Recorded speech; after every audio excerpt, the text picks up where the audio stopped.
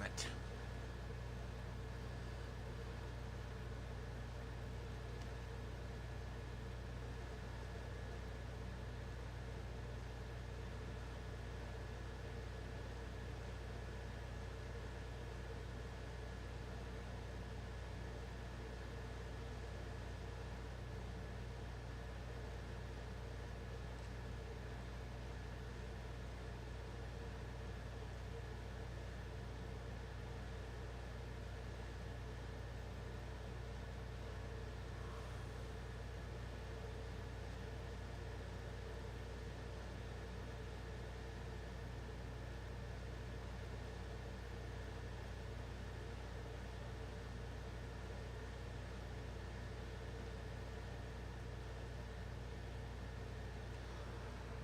All right, guys, welcome in. I'm giving everybody a few seconds to get in here while I try to replace the stream that's already gone down.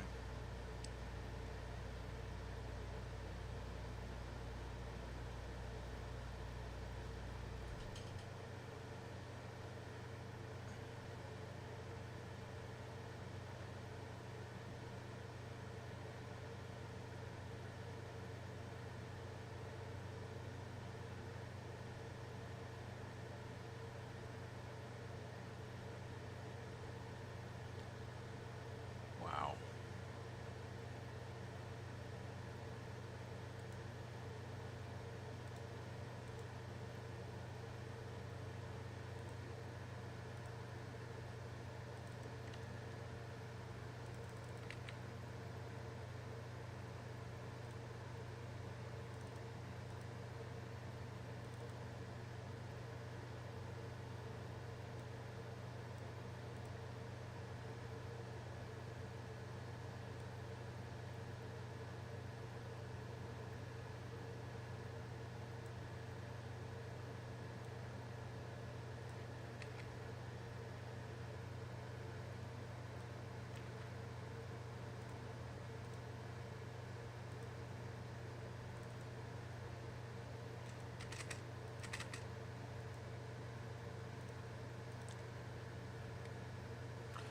All right, there we go. We got a few things to look at there. Let me see who we got coming in.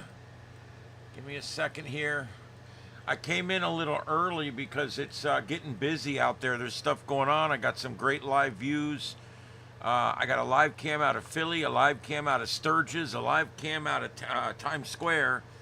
And also I have a protest going on with a number of First Amendment and constitutional people up in the upper left. And we are watching one of the protesters there. His name is Leroy Truth. And so we're going to be covering all that. Plus, we've got storms, of course, in the middle of the country. And we're watching that. We've got four storm chasers. The one in the lower right down here is chasing this single cell. And he's getting us some good shots of it. The other three storm chasers are up here, and they are chasing this cell here, which is sinking slowly south. And they're trying to set up an intercept for this one here. And you can see it off in the distance. The three circles there are the three shots that you see over on the left. So there you go. That's what we got going on. I'm looking for protests. The only protests I've found so far tonight, there was a small protest in front of Trump Hotel. And I'm not sure exactly. It's some kind of anti-Trump protest. That's really all I know. So for right now, we're just going to go ahead and keep going. I'm trying to get the... I'm really trying to get the chat room up, but I'm having a hard time here.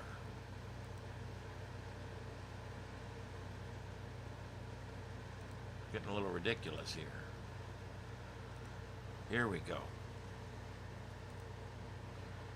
Studio. Yep, we had another several complete power outages today, though that didn't help anything. And I had to reset everything twice today.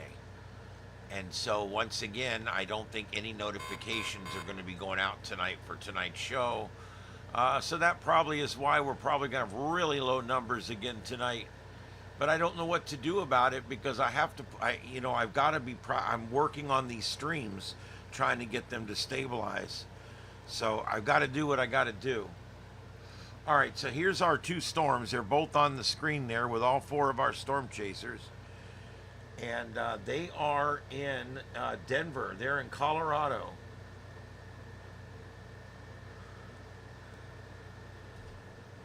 They did reissue an extension on this lower one down here for the severe thunderstorm warning. He's getting us some great shots of that. I just don't think it's producing any tornadoes at this point.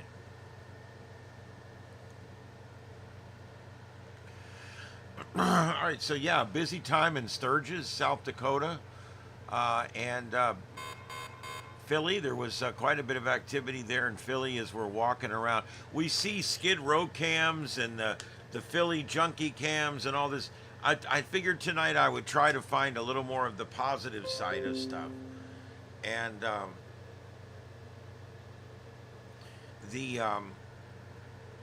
I'm going to get you more information on what's going on in the upper left there.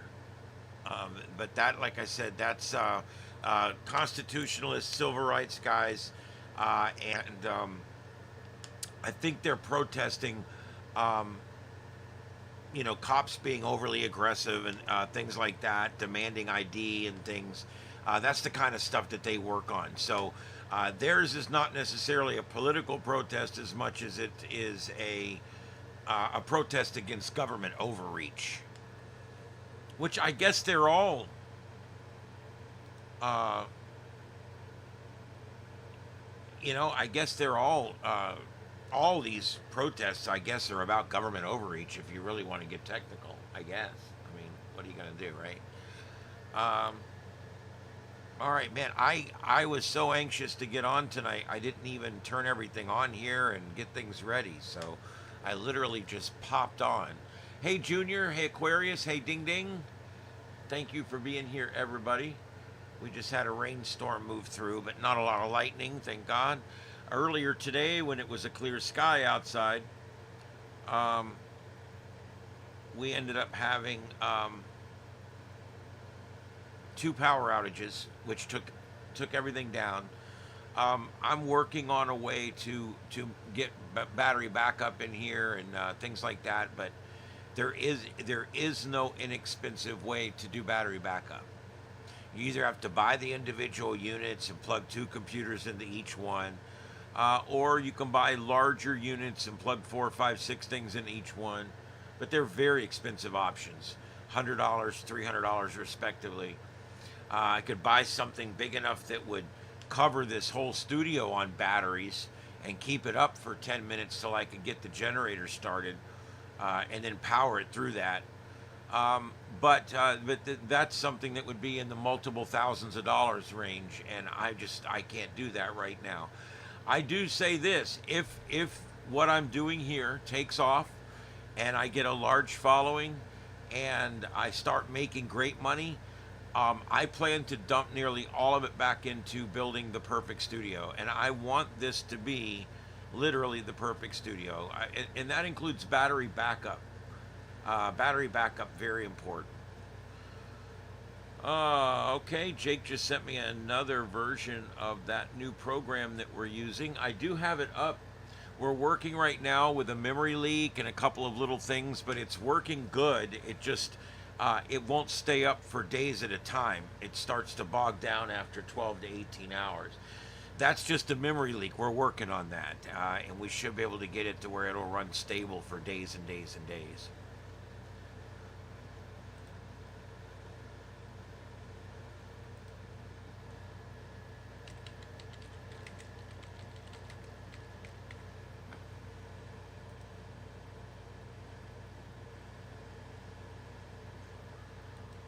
Okay, yeah, oh, shut up.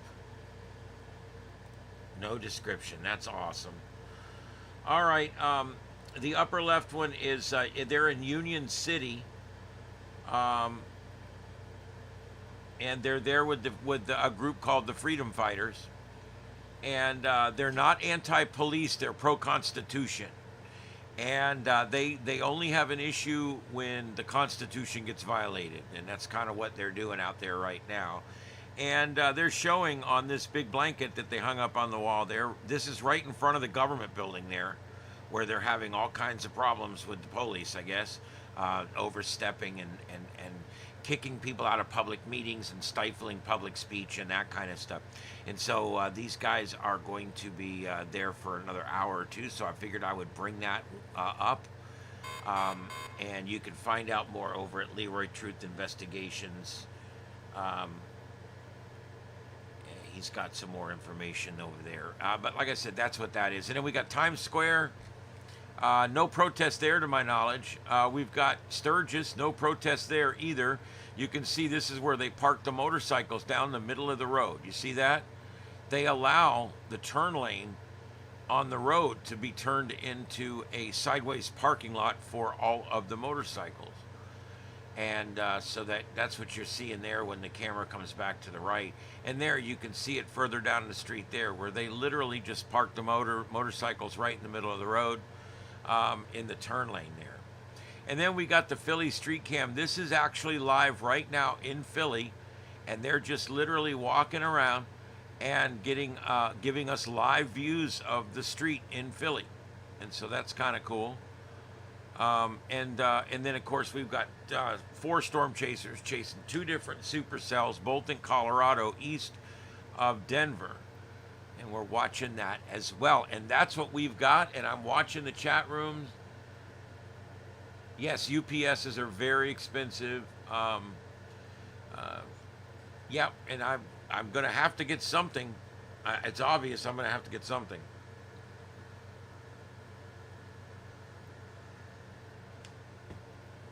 We even have issues like I had a UPS. I had 3 computers plugged into it, right?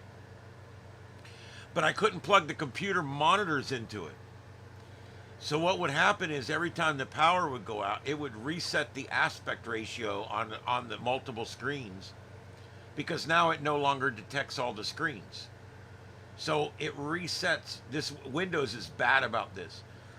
Like, I got 7 screens on this computer. If one of them suddenly becomes disconnected, it doesn't know what to do. And it will mix your shit up all over the screens and be all screwed up. And then 2 seconds later, when it goes boop boop and it finds it again, now everything's messed up and it doesn't put it back. And so even though the computers were on battery backups, the fact that the screens were not on a battery backup would still take me effectively offline with those computers when the power would go out. That's the sucky part there. All right, I'll take comments. I'll also take topics if anybody has anything we want to cover. I will continue to just move on here. I do have the normal news that I talk about. We got the 2 brightest planets in our. I'm going to put up a blog post about this. We've got the 2 brightest planets in our solar system converging for a close encounter in the morning twilight.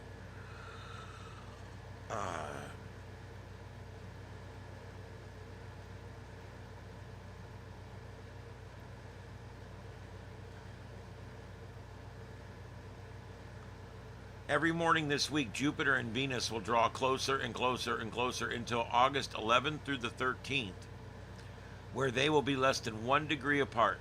So that's a neat conjunction. I'm going to be posting this on all of my normal locations.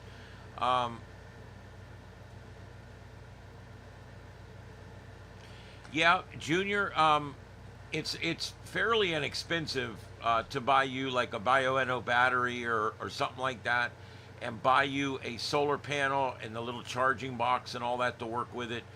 You can get into stuff like that for $200 or $300. Get you a couple nice solar panels. I love. There's ones that fold out and do all kinds of neat stuff. I've even seen them that look like umbrellas and shit, weird stuff. That's not too expensive yet. When you start getting into the large batteries for like running computers and stuff, it gets exponentially more expensive. Hey, Victor, how you doing, buddy? Nice to see you tonight as well. And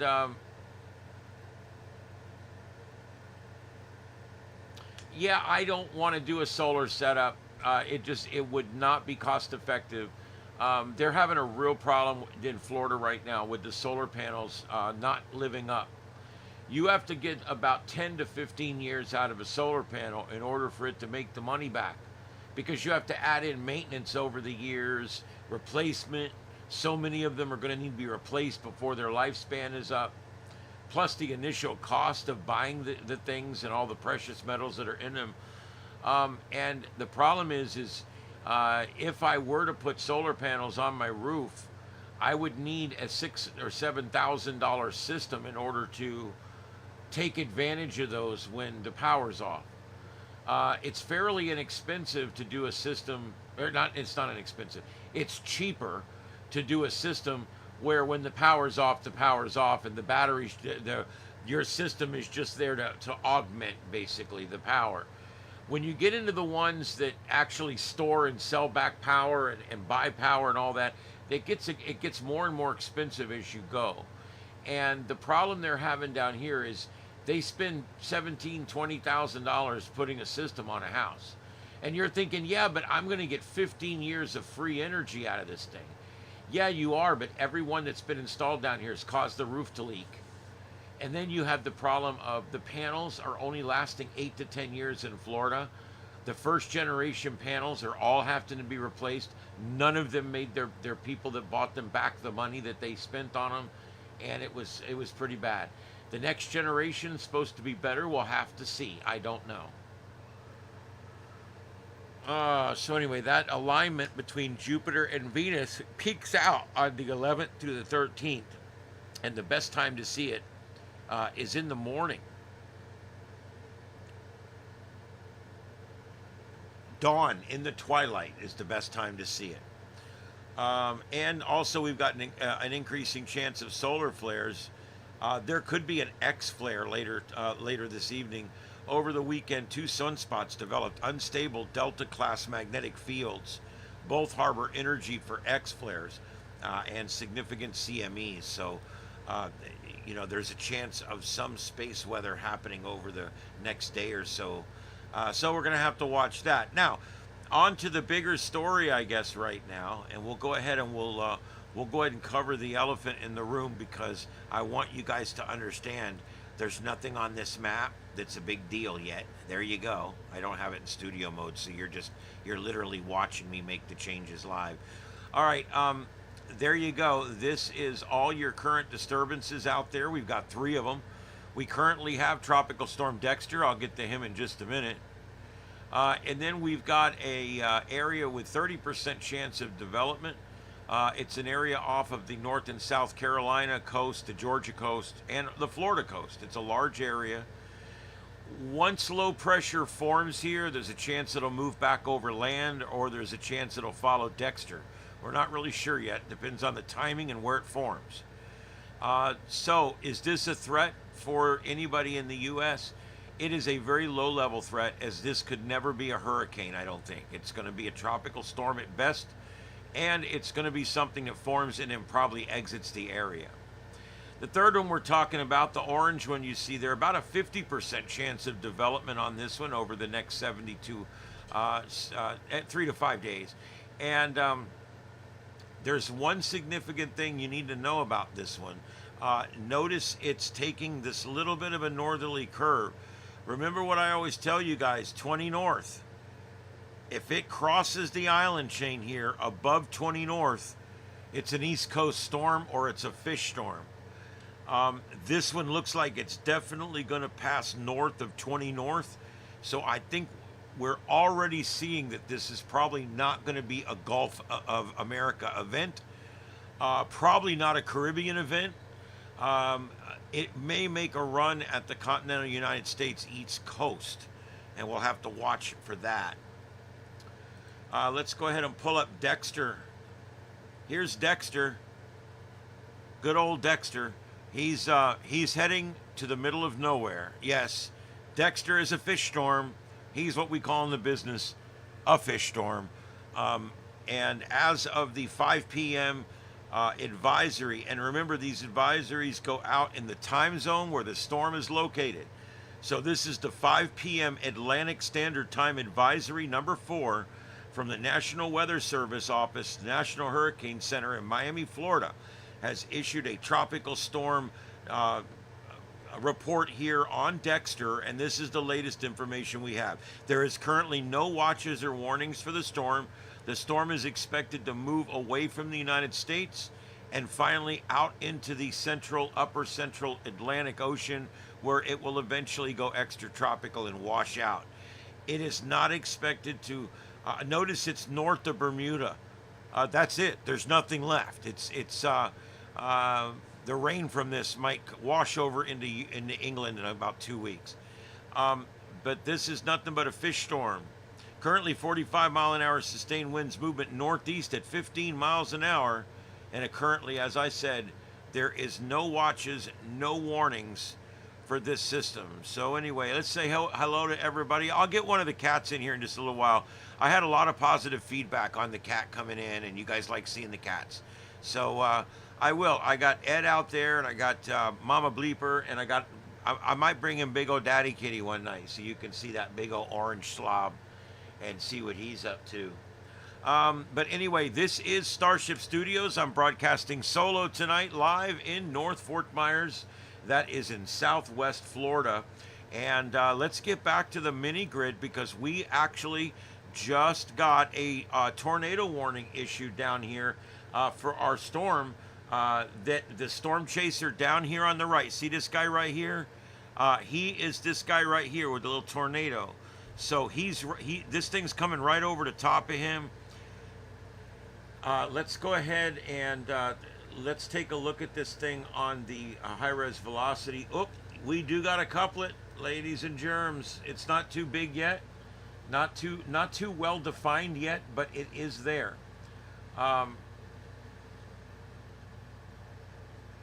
You can see these winds here are moving very strong in this direction right here, that orange, and then your green is moving back in this direction. So you know, your couplet's gonna be right in there somewhere, and that's why they've issued this tornado warning. Looks like it's in the wrong spot, but we'll have to give them credit. I don't know what they're doing there. So let's put this in motion and see what it looks like. It is moving south, and it's just about to move outside of the warned area. How long does this go? Another 22 minutes. Good luck. It's just about to move out of the area now. Why did they issue such a small warning? Oh, because it's only moving 18 miles an hour, but we all know it's probably faster than that. So let's go ahead and go back to high-res velocity, or I'm sorry, high-res reflectivity. This is actually the amount of rain that we are seeing. Boy, these are two huge storm cells that we are getting some great shots of. Here's the other three guys up here on this storm cell. Those are the three on the left here. Looks like this guy messed his car up out there. We watch him a lot, this guy here.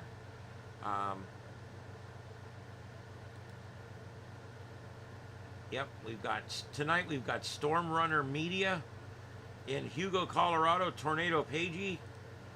And we also have in Hugo, Colorado, Freddie McKinney. And then down here in our tornado warned storm over here on the lower right, we got Vince, Project Weather Eye, and look at the shot that we're getting of this thing. With the sun setting behind it, absolutely amazing shot there.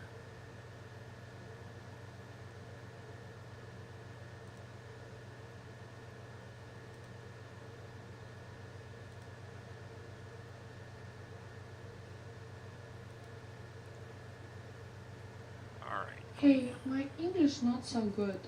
Oh, shut up.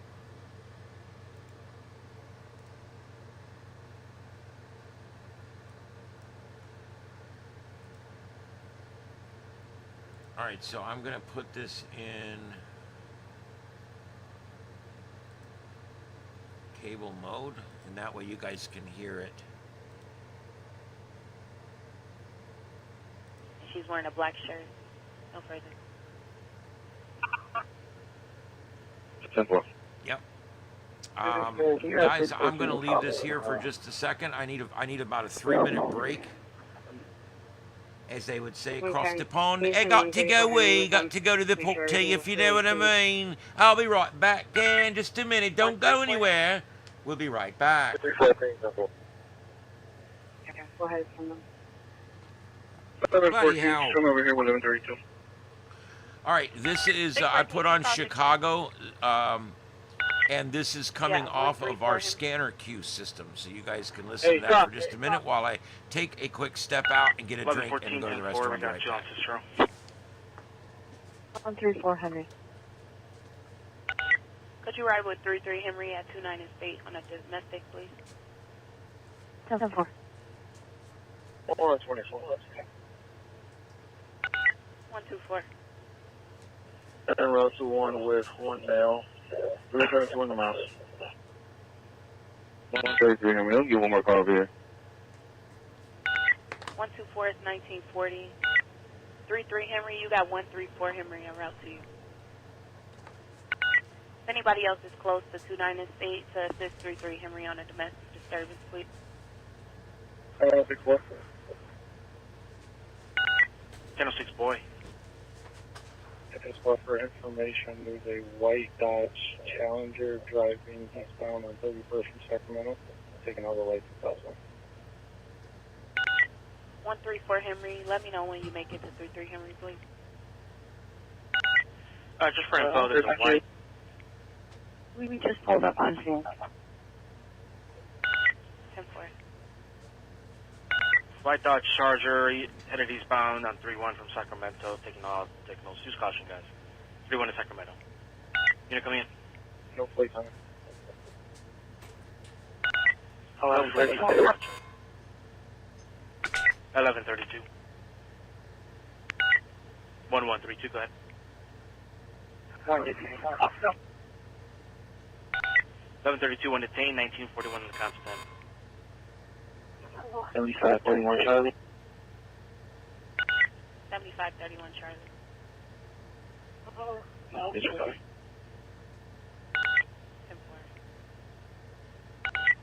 1821. This is one, we got it. 10-4, whenever you back up and rolling, I dropped another one as well. 10-4. 1122. True. Hey, can you guys ride to this open door, please? 4310 West Lexington.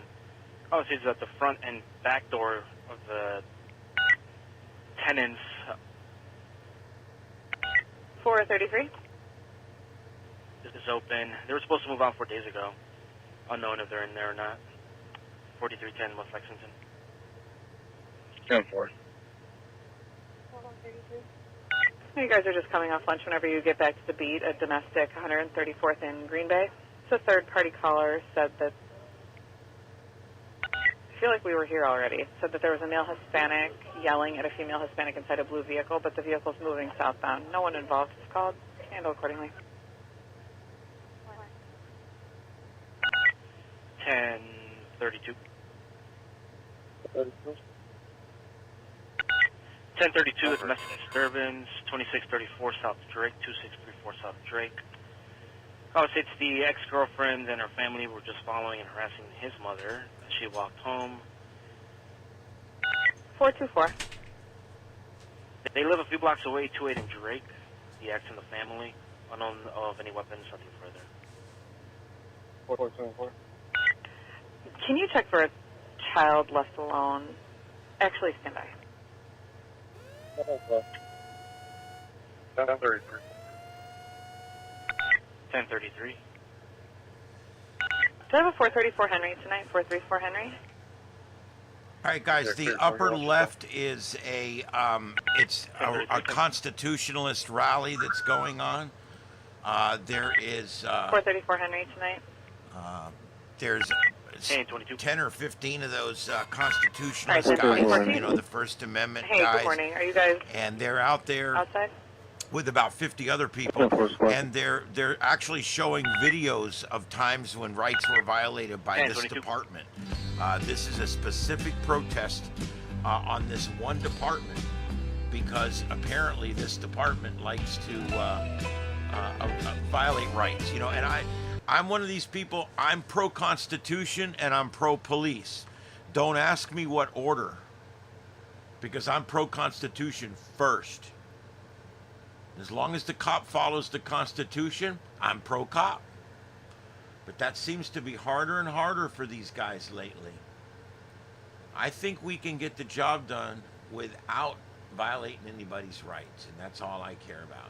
All right, so we lost this guy here as this storm is intensifying. They did just reissue another tornado warning. This tornado warning here is a little bigger, but it'll last a little longer than the last one did. All right, so here's what we got. Up in the upper left corner, that is a constitutionalist rally that's going on in front of a police department government building, where people were ejected for meetings, where free speech was stifled, and where law enforcement was taking people's civil rights away. And that's what they're there for. This is not like an ICE protest or any of this.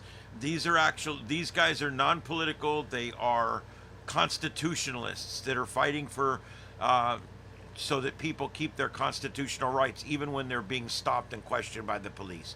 And in the middle window, we've got a New York Times Times Square cam, and then upper right, that's Sturgis, South Dakota.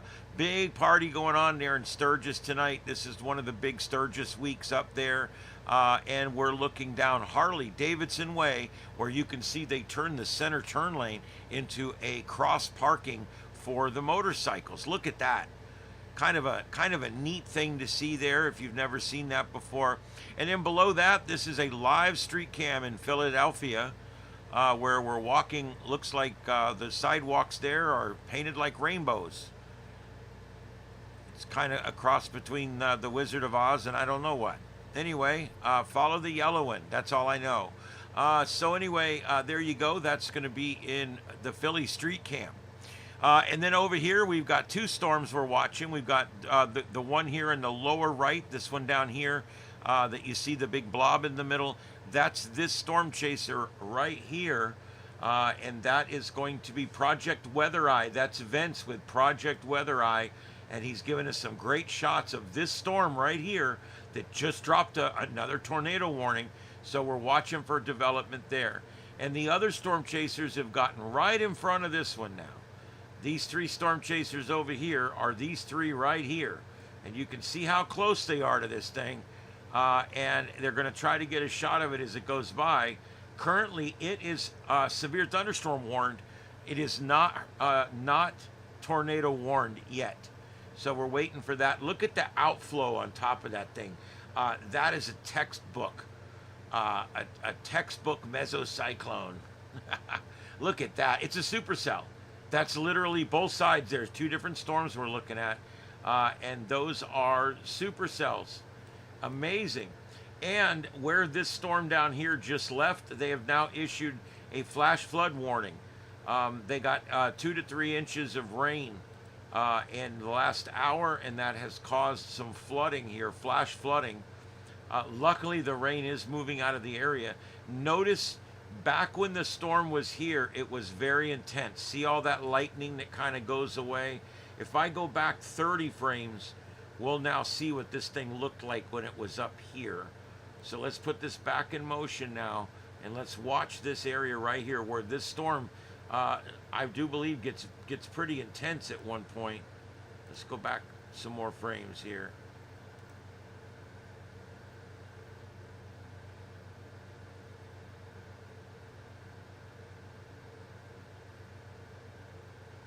Yeah, you can see it was really intense right over where that flash flood warning is.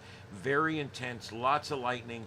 And since it's come down here, it's actually, I don't think it looks quite as powerful as it was. It was very, very strong when it was right here.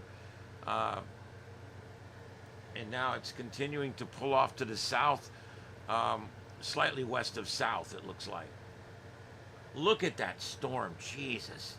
This is the storm we're looking at right there. Look at that, guys. Look at that with the fisheye lens. Wow. That's for a textbook cover right there.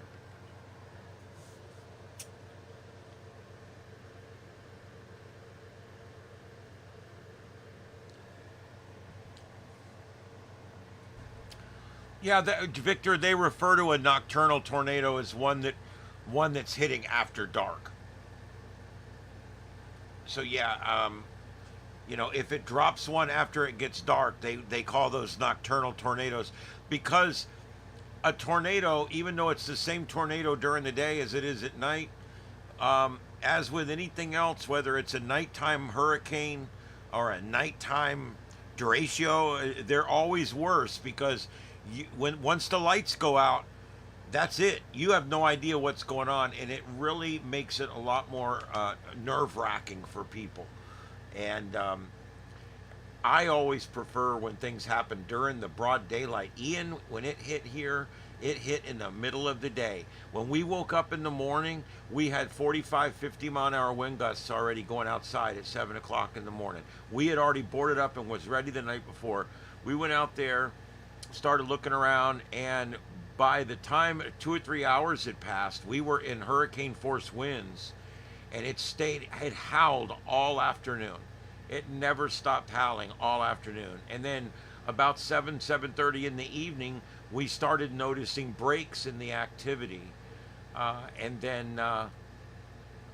it did peak out around 3:30, 4 o'clock in the afternoon. As the eye wall passed, we were getting 120-mile-an-hour wind gusts here at the studio. I have these big 500-pound truck ratchet straps that strap this whole building down. It's amazing. It took my neighbor's roof, hitting it at full force, bent my tower and everything. And the structure was just fine. So we did really good on that one. So, you know, it's one of those things. You never know what you're going to get with these, but when you get a nocturnal one, it just makes it more nerve-wracking. When you go down in that basement at 3 o'clock in the afternoon, or you go down in that storm cellar at 3 o'clock in the afternoon, okay, when you come back up at 3:40 after the storm's passed, you have several hours to see what you can salvage, see what's left, help your neighbors, get out of there, find a rescue, do what you got to do before it gets dark. If it hits at 1 o'clock in the morning, everybody's woken out of a dead sleep, you're rustled into the thing, and then when it's over, it's pitch black outside. Most people keep flashlights down in their storm shelters for that very reason, because it will be the darkest thing you've ever seen when you come up out of that storm shelter. That's why I tell people, when you go into storm shelters at night, you should not burn the lights any more than you have to. Keep the flashlights off if you can. Just use one. And let your eyes adjust to the night, so that when the storm is over and you emerge, your eyes are fully adjusted to the night already. If you have a red lens, use a red lens over a flashlight in the shelter. That will keep your night vision from getting destroyed. And we did it at the fire station. When a call would go off, we had red lights that came on. Why red? Because red doesn't destroy your night vision. Night vision is almost exclusively red, green and blue. Has nothing to do with the red side of your eyes. So you can see red things that are completely red, and the green and blue remains intact in your eyes. So if you walk outside, boom, you're okay. You can still see. And I think that's amazing. And so we did it at the fire station, where red lights would come on when the call come in. That was our way of making sure we got up for the call, we could see where we were going, but also the guys could still see when they got in the truck and started to drive out. We could still see where we were driving. Even the night lights in the bay at night were not that bright. They were white, but they were not that bright. And now, later on, they've now gone to red lights in the bay at night. When they go to bed, they leave 4 bright red lights on out in the bay, and that's their night lights. They're red now. And that way, again, it doesn't destroy your night vision. Hey, BJ, how's it going? Junior, Carl, we got all kinds of folks coming in tonight. I do appreciate it. And Rippin' Fats, there you go, Master. And I believe that's what your screen name refers to is anyway. But anyway, you know what I'm talking about. Talk about the other night, the scanner program. It's working. It's up. It's running. Holy shit. Yeah. Are Here, you I'll over put it on 25 so years you guys old? can hear it real quick. Do you have a clean real driving? quick, let me turn that stupid ad off. Basically, this is what it looks and sounds like. Well, yep, there we go. This is what it looks and sounds like. Let me switch it here. Full screen. Boop, boop, boop. This is what it looks like. And I want you to notice that what's really cool about... why is it doing that? There we go. All right, here we go. What's really cool about it is when they start talking, you can actually see you can actually see who's talking. See Chicago Zone 4. It actually is taking feeds from different places and parsing them into a list, and it records everything and then plays it back the moment there's a chance to play it back. And we're identifying today a memory leak. We've got a little bit of a memory leak, but that's no big deal. We'll get that fixed. I think we're going to make this available one way or the other for you guys. I'm not sure exactly how yet. We're also researching making a Linux version that I can run here on my Linux units as well. But that's the program, and it is going very well. We're calling it Scanner Q. And what it basically does is it takes feeds or streams or audio sources from wherever you get them, from, and it then records everything that happens on that channel, and then all those recordings are played back, and it works out. It works really, really well. So anyway, yeah, we're very, very happy with it. So it's working well. As you can see here, this is Starship Studios in Southwest Florida, and as you can see, you can see it on the upper right camera. That white machine over there, that's a Linux machine. It's a supercomputer. It's another 9-core. It's an amazing system, and it's running Linux. So once I get this going on there, it's going to be rock solid. The Frog computer is being reinstalled right there. I'm still in the middle of that process. That's the Broadcastify computer. That's the green computer, which is doing Philly. That's the blue computer, which is doing New York, I think. Los Angeles, I'm sorry, that one's Los Angeles, okay? This is the main computer with 7 screens. And then over here to my left, this is the 7.2, which is down right now. I'll have that up before I go to bed tonight. A lot of people like listening to the 7.2. It's like the CB over on the ham radio, and it's kind of fun. And then behind me over there, there's 2 more. That's the pink computer and the purple computer, Baltimore and Chicago scanners back there. And they're all live right now. So I got 3 of them up, I think, right now. 3 of these are up and running right now. So things are good with that, and we've got to the point now where I've got this room pretty much squared away. I will be able to add a few more computers. We're going to start building supercomputers because these little thin clients are great, but they're just not quite doing exactly what we need to do. We want to go ahead and get a bigger. Go ahead and actually build systems specifically for what we're doing, and that's coming up next. I still have 2 screens out back here. Those are the display ports have gone out in the computers after that lightning strike. So I'm probably just going to put another computer back here and connect it to those 2 screens.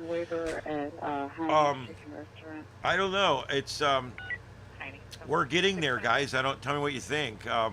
We got cameras in every direction. We can shoot in every direction.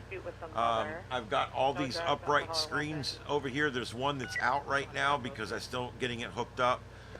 There'll be 5 of those upright screens. Those are 32-inch screens over there, and there's 5 of them in a row. Those, I can actually put different things on them and stand in front of them and shoot videos. I've got about 10 or 15 videos that I've shot in front of that wall of televisions, so that's pretty cool. 434 Henry. The you're neat with thing 24 about this 74. room is you can shoot from almost any angle. I got a very short sliver over here that's not necessarily flattering. Other than that, and that's being resolved, and pretty soon you'll be able to shoot this room from literally any angle you want, and it's camera ready, and that's the whole idea, is to have it camera ready. So let's go back to the grid and check out what's going on in Times Square in Sturgis, and also the constitutional protest that's going on, and the Philly street cam from Center City Nightlife. There we go.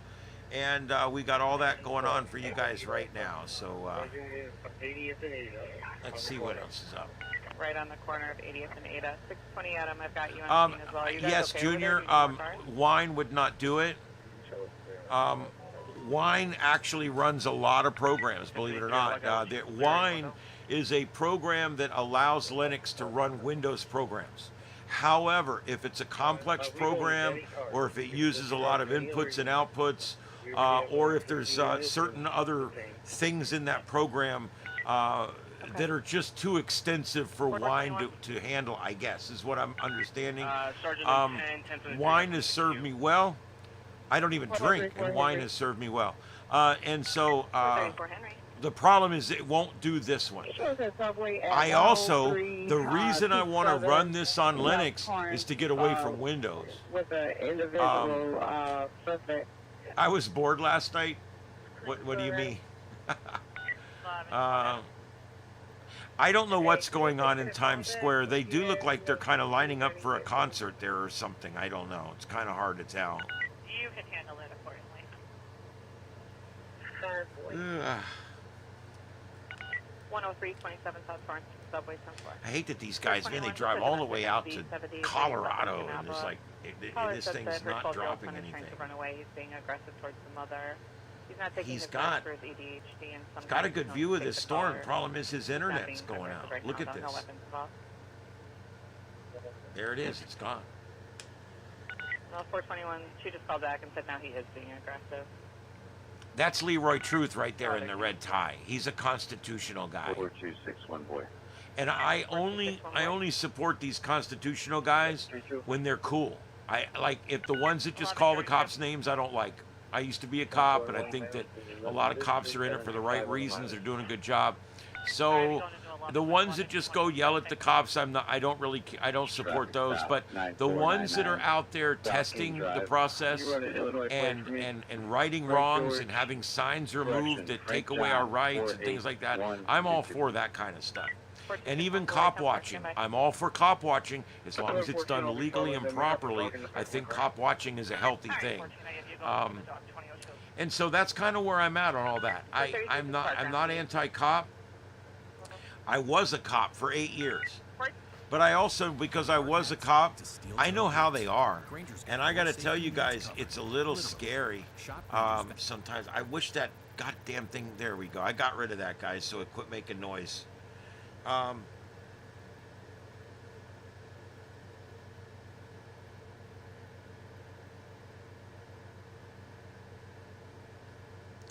All right. Yeah, I'm looking for anybody that's got anything going on that's worth looking at here.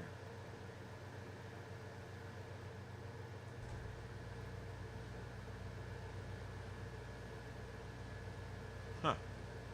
Okay, well, let me take a quick look here and see if there's anything else.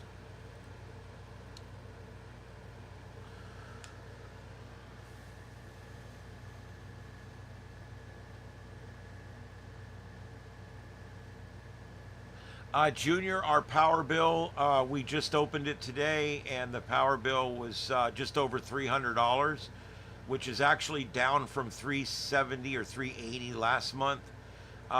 We're not sure exactly why it's down $70, but we're happy it's down $70. Next month will be a little higher, for sure. And then, of course, September will be the big bill because that'll be August. And August is the most expensive month usually for anybody that's air conditioning. Austin, Texas, what's going on there? I don't know. Is you guys, you guys have to tell me what's going on there. Let me take a look.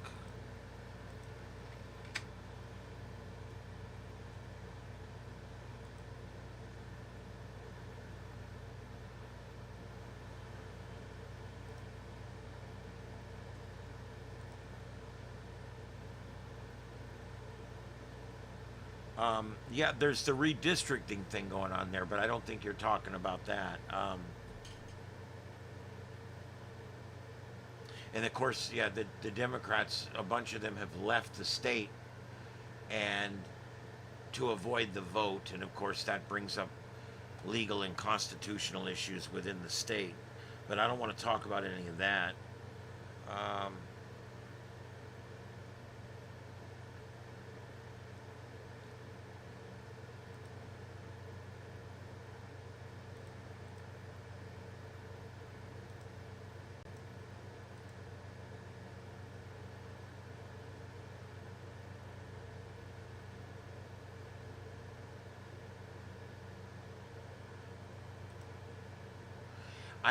I hate how one party gets in power and they start doing what they promised they were going to do, and the other party freaks out. And then 4 or 8 years later, the same exact thing happens again, but it's to other parties. It's reversed. Now this party, after 8 long years, this party gets back in, and guess what? They start fixing everything they think is broke. And yeah, it's a process that's fairly counterproductive, actually. But there's a lot that needs to be fixed, so that's a weird argument for another show. Let's see here. That's all I'm seeing in Texas news-wise.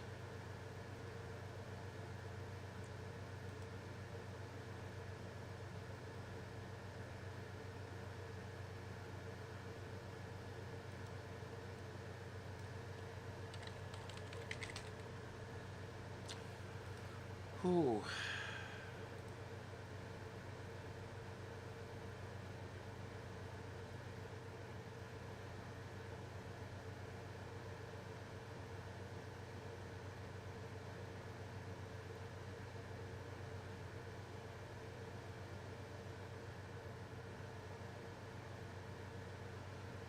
Yeah, that's not cool. Some guy, he's a gun control activist guy, and you know what he did? He used AI to recreate one of the dead people from one of the school shootings to talk to us about school shootings. I don't know whether that's disgusting, distasteful. I don't know. I think it's all of those. Whether you believe in gun control or believe in this and that, whatever, we got to start being careful here. Like it's one of those things. Like when it comes to AI, we have to decide where we're going to draw the line on this. Is it okay for people to make a likeness of your dead loved one that will come and talk about how they died or something? I mean, I don't know. That doesn't sound very healthy to me. They've got them in other countries already. In China and Japan, they're already doing them over there where they're making robots or AIs on TV, on screens that are your dead relatives. And what they do is they take all the writings and all the things that this person has ever done or created or anything, and they feed it into an AI. And that AI generates a personality. And then that personality then reacts to the person who's grieving. I don't think that's healthy. I would never say I think we should ban something. I'm a free person. I believe in freedom. If someone wants to do that, that's the only way you can cope. Then if you're free, do it. You're free and you have the ability to do it, then do it. But I think it's a little sick. I think it's wrong. But if it's your dead loved one, it's your husband or your wife or whatever, that's your choice. But now some gun activist guy recreating a dead child from a school shooting to come on and talk to us about what they would have been had they not been shot in the... Oh my God, that's distasteful as shit. That's a bad idea. You're right, Brandon. I just I don't know. You can be for or against whatever. I'm not even talking about that. But my Lord, it is weird. Now, let me put a caveat in here. I've been looking at technology that will be perfected within the next few years to do the exact same thing I just talked about. But I only agree to it if I control the process. And let me explain what I mean by that. In 20 or 30 years, or next year, it's literally this close. There's going to be a QR code on your gravestone. 10 years from now, 20 years, whatever. And you go up and you scan that QR code, and it will connect you with that person's AI. And then you'll be able to ask that person questions about their life, questions about their career, what did they do? Tell me a story about when you were working on the train. You know, tell what happened when you went into a house fire. And the thing has your knowledge. It has everything you've ever written. I want you to think about that. See, most of my past is all in writing way back when and this and that. But 20, 30 years from now, someone's entire history will be in a digital format that will be easily harvested by AI. So with the right permissions, I'm okay with this. I think it would be really cool if my great-grandchildren could walk up to my grave and press a button or scan it with their phone, however it works, and an image of me would pop up, or an image of me would come up on the phone and say, hey guys, what's going on? And it would respond like me, using my prompts and all the things it knows about me. It would watch hundreds of hours of me talking on this show. It would know how I would respond to things. It would have tens of thousands of answers to questions that might be asked, and from that you could extrapolate the answers to any question that gets asked. Yes, you could make it sound like Dr. Phil. And how did that make you feel? Yeah, you could do that if you really wanted to. But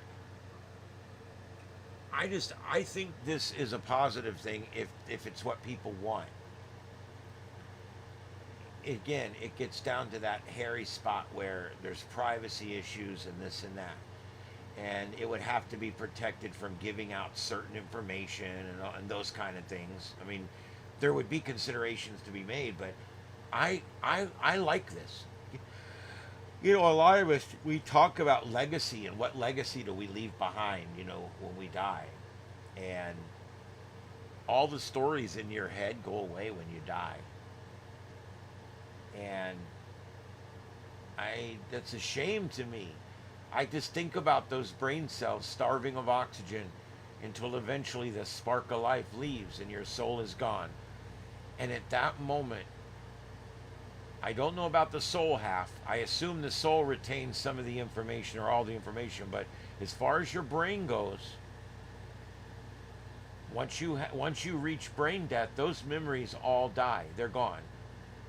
And I think how neat it would be if we could sit down for the last 10 years of our life and tell all the stories into a computer. All I'd have to do is literally, in about another 5 years or so, I'll be able to have the computer scan every show I've ever done. I'm up to 900 and something videos on YouTube. I've been doing this 5 years.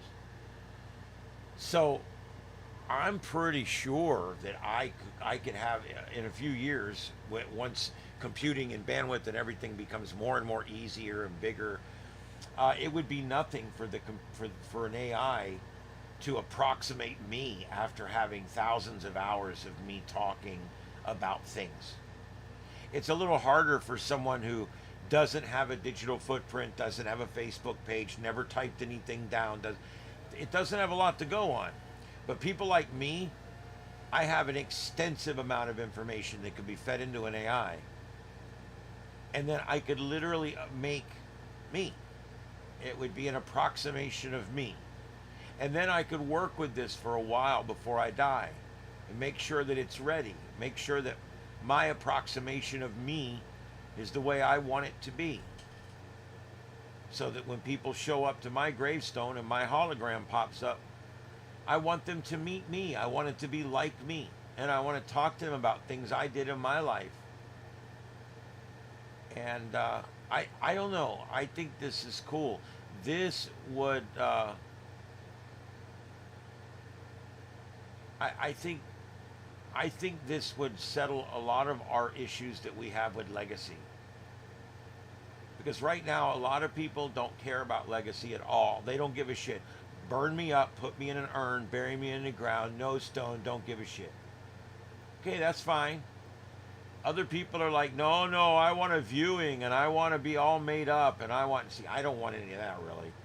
I'm not, the whole embalming thing is disgusting to me. Yeah, there you go. So I don't know. I just keep thinking of there's got to be a good way to keep our legacy alive when we die so that future generations, and finally after my whole life of thinking about this and pondering over it, and I told people 30 years ago, wouldn't it be cool if you could walk up to a gravestone and press the button and the guy would pop up and you could speak to him through a computer that would approximate his responses. We talked about this 30 freaking years ago. The coolest thing is it's happening in my lifetime. I don't have to think about the future anymore. The future is now. It's happening right now. That's amazing to me. I think that's just awesome.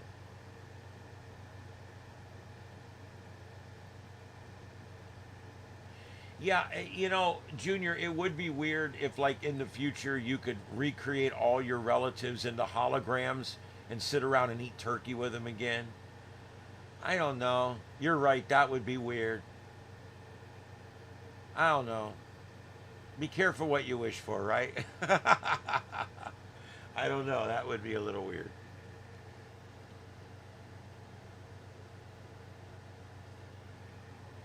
Could I program them to not be the opposite political party? That would help. That always makes holidays fun.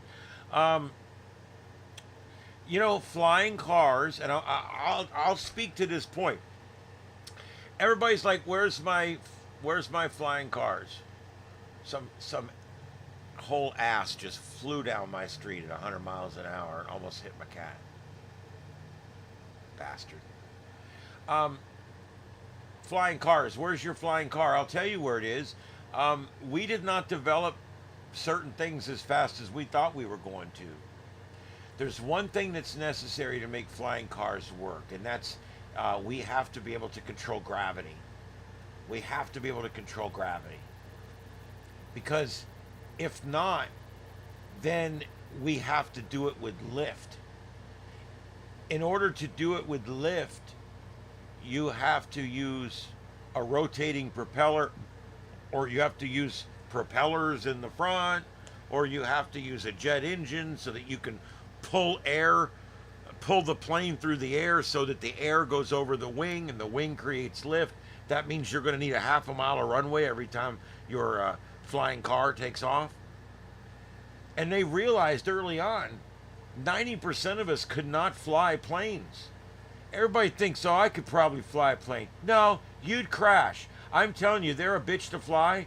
And you know, most of these people that manage to land one when the pilot has a heart attack or whatever, most of them, nearly all of them, have been flying with the guy for a while, have some kind of training, have been shown some things. They know something.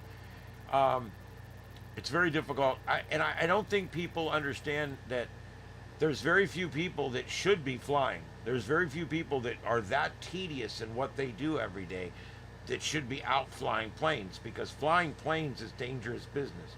It can be very safe if it's done right, but it's dangerous business. So that being said, if we started flying our cars, we're all going to be crashing into each other. And now, when you crash into a family in a Buick, your car and the Buick both fall back down to the earth and crash into the earth at critical velocity. I can't wait to see what those airbags are going to look like. So I guess the bottom line is, until we can conquer gravity, it's not going to happen. Because here's the thing. Think about flying car movies. Back to the Future is the one that always comes to mind. Remember the second movie, Back to the Future? He gave the DeLorean a hover-around kit, or a hover kit, or whatever they called it, and it hovered, remember? But the key word there is, it hovered. The one thing that we conquered in that second movie of Back to the Future, the one thing that we conquered that we didn't conquer, the one thing that got missed, was we never conquered gravity. We've never figured out how to use an electromagnetic field to null the effects of gravity. We cannot do it. You know, when we want to train our NASA people to work in a weightless environment, do you know how we have to do it? There's only two ways. We put them in a spacesuit and we put them down in the water. That's one way. And the other way is we put them in a big, huge jumbo jet plane and we fly that plane up to almost 50,000 feet. And then they spin that plane around and they head back for the Earth as fast as it'll fly. And when you're heading towards Earth, they fly that thing at critical velocity, meaning that the plane is falling at the same speed you are. When you and the plane are following at the same speed, you achieve weightlessness. And so that's how they train our astronauts. They fly up and fall down, and fly up and fall down, and fly up and fall down in a big old 747, or bigger than that even. And they do that so that they can experience weightlessness before space. Why? Because we have no way of conquering the effects of gravity. We can't even attenuate the effects of gravity. We haven't figured it out yet. And without that, we haven't encountered the effects or countered the effects of inertia. Until we can counter the effects of inertia, we're never going to be able to travel at light speed, because we have to be able to create force within a ship so that our weight stays the same even at a very high rate of inertia. Face it, if you're traveling forward and you're providing 15 G's, 15 times gravity, okay, that's enough to kill you. But if there's a plate in front of you behind the view screen on the bridge that's drawing you towards the plate at 15 G's, you're weightless. Then you just need the plate on the bottom to provide 1 G, and now you're in 1 G gravity with no inertia. And now your ship can accelerate up to the speed of light while you're just walking around. Up until now, how did they always figure out how to do space gravity? We've seen it in 10 movies. You guys remember? What's the one way we can make gravity? Centrifugal force.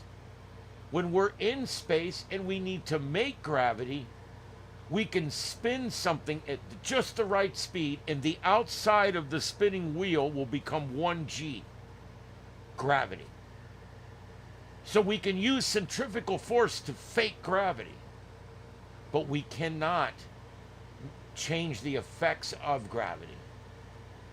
All we can do is make it stronger where it exists, basically. We cannot change it. We cannot null its effects. Wouldn't it be nice if you go to bed tonight and you turn the gravity down in your room to 35%? Think about that. Do you know what kind of night's sleep you would get? Especially for old people like me with beds that probably need to be replaced. Could you imagine the night's sleep you would have? You could dial it down to 0 and just sleep in a bag like they do on the space station. Think about it. You could decompress. It would be amazing. If you stayed in normal gravity except 6 hours a day and you slept in near 0 gravity, your back would decompress. It would create health benefits for you. You couldn't do it very long. It would be like any other drug or anything else. Too much of it would be a bad thing. But you could use 0 gravity for small periods of time every day to decompress your back, get a good night's sleep, things like that. You just back it off a little bit. Even 75% gravity to sleep in would be so awesome. Could you imagine? I mean, I don't know. I think that would be great. And once we can conquer the effects of gravity, then all we have to do is build a big platform, drive all the trucks and trailers and whatever we need moved up on it, float it up, float it over to Texas and land. And now all that shit's in Texas. It could take 3 days to get there. Who cares? It's floating over to Texas. That's the next big achievement that man has to make. We have to conquer gravity. We got to, because that's the next big thing. Until we conquer gravity, we're still going to be driving up and down the highway, burning all this gas. Everybody keeps saying, we need electric cars. Electric cars are still being fueled by coal. They're still being fueled by natural gas. They're still being fueled by bunker C. They're being fueled by nuclear plants. They're also being fueled by electric solar panels, and they're also being fueled by wind. That's not my point. The point is, going to electric car does not get you off of fossil fuels. It simply just reduces the overall amount of fossil fuels you're getting. What I'm talking about is making an advancement like conquering gravity, where now all of a sudden it doesn't cost anything. You create a field. Your car, once you get on the interstate, think about this. You get on the interstate, you're traveling in your car. Once you get up to speed, we can adjust your car to where it doesn't weigh anything. And you're literally just hovering above the road surface. You see what I mean? And then if something happens, we can quickly but safely adjust the weight down to where next thing you know, you've got as much weight as you need to get the car stopped. Not only does the car control the wheels stopping, but the car can control the distribution of the weight on the suspension system and control it from 0 all the way up to 2 times its weight. Could you just imagine what you could do with a car, how fast you could safely go? And of course, if we have this technology, now we use it in accidents. When you hit something, we create a force in the back of the car that equals the force in the front of the car. And you're not injured in the accident. Isn't that awesome? Look, if you'd have told people 60 years ago that we're going to make a balloon that pops out of the dashboard and it does it so fast that it does it before your face smashes into the steering wheel. This thing blows up in an instant so fast, and it protects your face from the windshield. This balloon, it comes out of the steering wheel. People would have told you you were nuts. Listen to you, future boy, with the balloons coming out of the steering wheels. We got that shit today. We got cars with 12 of them. We got cars that put you in a cocoon of balloons when you get into an accident. So, future boy here is telling you it's not going to be long, and we're going to conquer gravity. I think we might already be almost there or there. But when they're talking about working on building bombs or working on building bullets or working on building this and building that and building, there's only 2 things that are important to build: AI and anti-gravity technology, gravity control. Those are the 2 things we should be working on more than anything else, other than maybe curing cancer. And AI is going to do all that. You watch. Within 2 years, you're going to see major health advancements coming out because of AI. I'm going to make a prediction tonight. AI will cure cancer in 1 decade or less. It might only take a few years. AI is sequencing cancer in a way we've never been able to do it before. I mean, we're already looking deeper into those cells than we've ever been able to look. We're able to apply scenarios at 10,000 times the speed that we could do it with our own eyes and with our own. I mean, you got to understand, AI gives us so much power that we're going to be able to unleash it, and we have unleashed it on things like cancer. It's going to get it. Look, cancer is going to get us all if we live long enough. We've created the cure to cancer. It's AI. It just takes a little while for it to happen.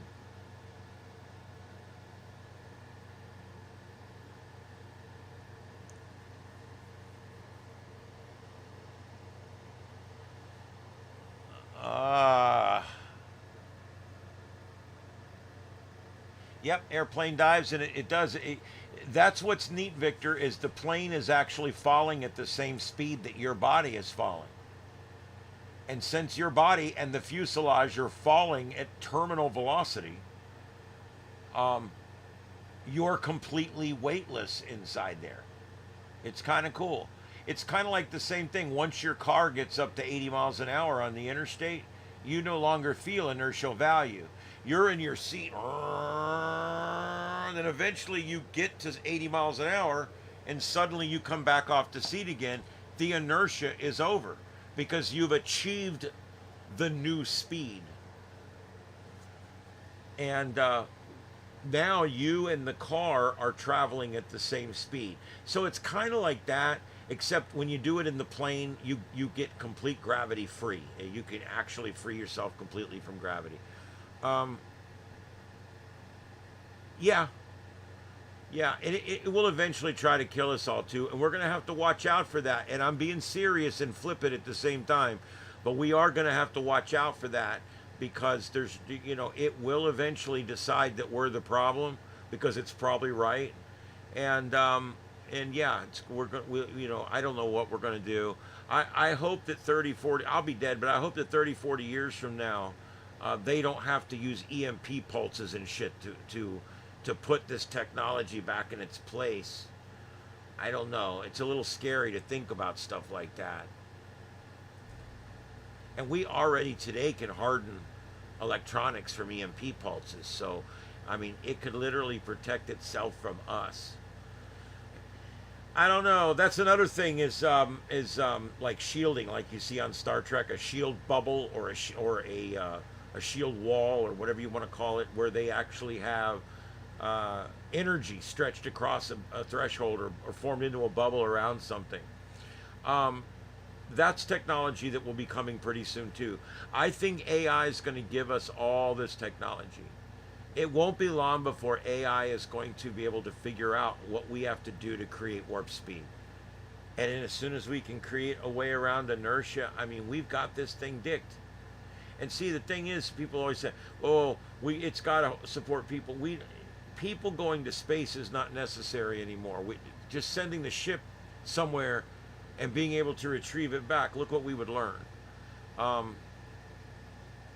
It is literally the storyline from Terminator. And if you really want to put the timeline, basically the way it works, it's kind of like the whole thing starts out in iRobot. If you guys are familiar with iRobot, that's kind of how it starts out, if you think of that movie. And then take the last 8 minutes of that movie away and just start the Terminator series of movies right there, because that's pretty much where you're at. 5 years after iRobot is about when the Terminator movies pick up. It doesn't all match perfectly. It's different movies and genres and writers, but still, it's pretty much the way it works. And then when you get towards the end of it, you can just pick whatever dystopian movie you'd like to put at the end. But I was thinking Matrix. Matrix would be my third one at the end. So if you guys think of that, iRobot, a couple of the Terminator movies, and then, because I'm not sure exactly which ones would work in what order, but you know what I'm talking about, and then eventually, you end up there. I really think that's how it works. That's kind of how it's going to progress, and you end up at the Matrix, where our bodies are basically being used to create something that they need. We're literally a husk. We're cattle in a field, basically, which is kind of crazy when you think about it, huh? Ah, Leroy privated his video. Well, there you go, Leroy. There you go. Go see what them boys are up to later. All right, so I'll get something to replace that spot right there.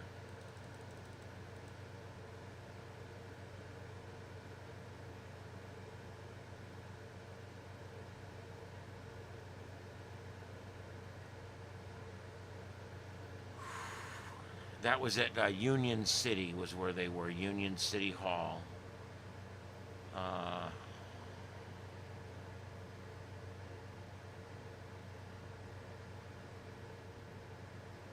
All right, I'm looking for anything alive. Let me see what we got here.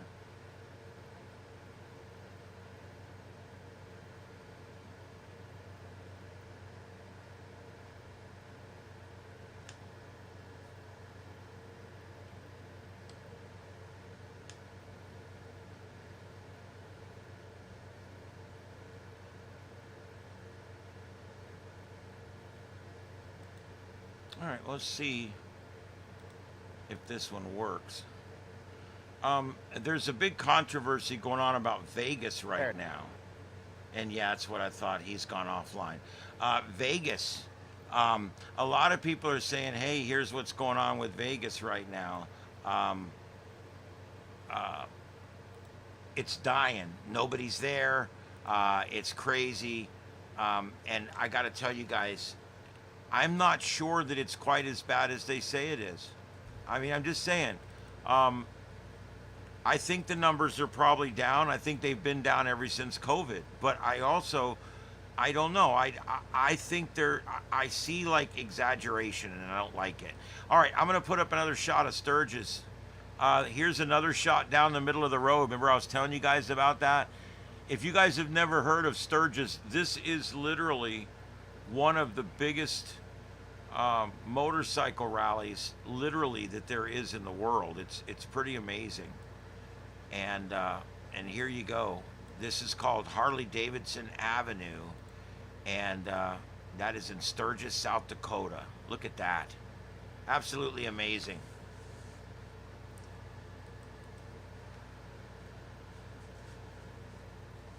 Very cool.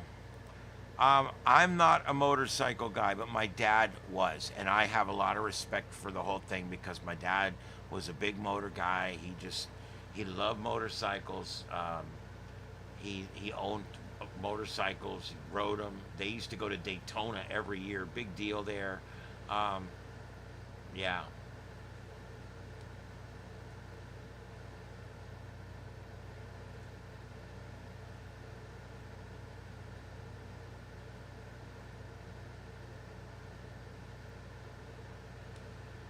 Aquarius, I can speak a little bit to that. Yeah, I don't, as far as astrology and all that, it is a pseudoscience because it cannot be proven. But I absolutely believe there's a science to it for sure. I mean, there is definitely a science to it for sure.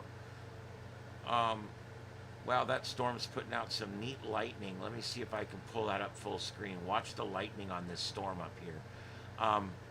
But I do believe there's a lot to astrology and all that. I do believe there's a science to it. It's still pseudo because we don't understand it. And I would love, now that we've got AI, see, one of the things I'd love to have AI do is figure out ways now to take large data sets and extrapolate. Like, if someone says, hey, if you're a Pisces, and I'm totally making this up, okay? If you're a Pisces, on Wednesday of next week, you're gonna have really bad luck. Well, why, with AI in the future, it might be possible to run every Pisces in the United States of America on that day and see how bad their luck was compared to all the other days. That would actually be scientific, empirical, challengeable evidence that we could look at in front of us that there's something real about it. So again, AI might have the solution to proving or disproving stuff like that, like pseudoscience things like that.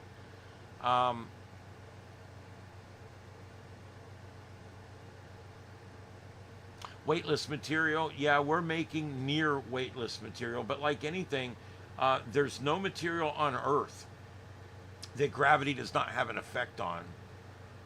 Even air molecules have some negligible effect by gravity, because the gravity is what holds our atmosphere here. So it's one of those things. Well, that's interesting, Aquarius. No one's told me what mine's going to be, and I don't know if I want to know.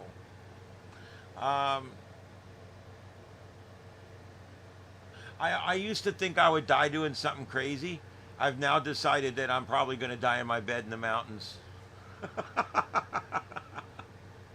You change your mind over the years, you know? Oh, boy.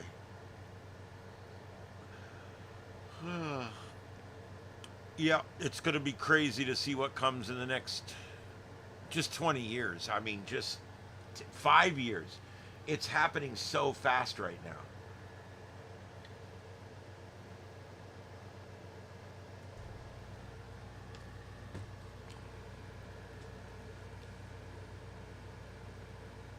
I wanted to ask that. Let me see, where's mine?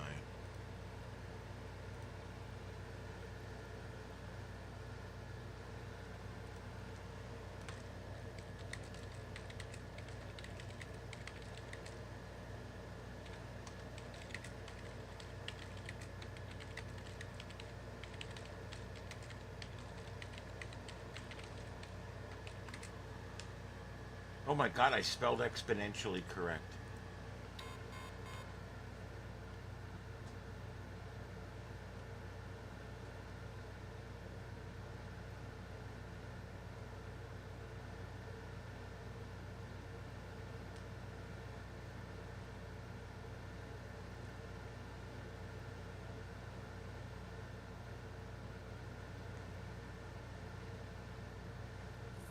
It's estimated that the major speech models, the AI models, are growing exponentially. They're developing exponentially every 12 months. So that means it's twice as good every 12 months. That's increased reasoning and task generalization, multi-model inputs, text, vision, audio, video, more efficient interface, smaller, faster models with similar performance and better alignment and memory.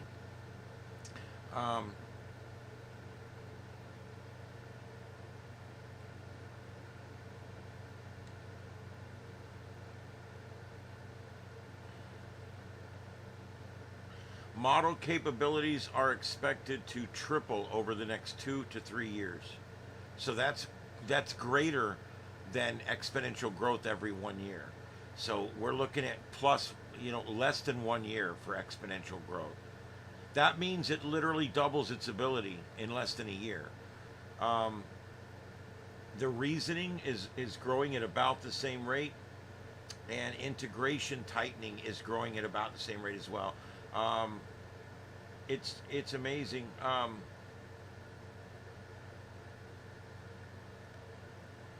And again, they're saying exponential growth is 12 to as much as 18 months. So yeah, I mean, that's kind of crazy. Computers used to grow exponentially every 3 or 4 years or so. I mean, finally processors, our processors about 15 years ago started growing exponentially about every 18 months, and we thought that was a big deal, and that's still going on today. About every 18 months, memory costs half what it did 18 months ago, and chips are half as much as they were 18 months ago. So we're running 18 to 24 months on the pricing side of it. I don't know, I study this kind of stuff because I think that it's an amazing thing how fast this is happening. It's literally happening at a breakneck pace. And then I really get scared when I start seeing people standing up in Congress and standing up everywhere, even on the news, and saying, hey, we got to put limits on AI. We got to put rules and laws on AI. We got to limit the number of people making AIs. We got to, and I'm like, what are you saying? Do you think China's going to limit the production of AI? Do you think that the Japanese are going to limit the production of AI? Hell, do you think anybody's going to limit the production of AI? Everybody knows that this is the future of humanity here.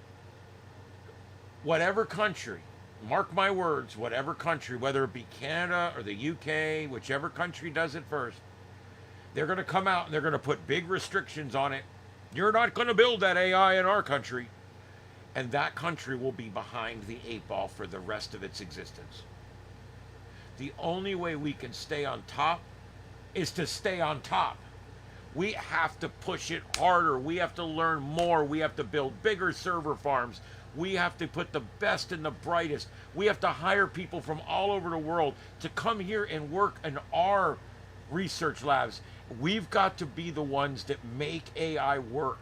We got to be the ones that makes it really kick ass. Because we know they're going to do it. So the only way to combat it is to stay up with it. And that's where we're at right now. So when people start talking about regulating AI, that is a fundamentally bad idea. You cannot regulate AI. You just can't. This guy is driving away from the storm now, and I'm going to look at this is, as we say in Star Trek terms, this is the aft camera, and aft view, I should say, aft view. And yeah, look at the lightning this thing's putting out. It's a great camera he's got there.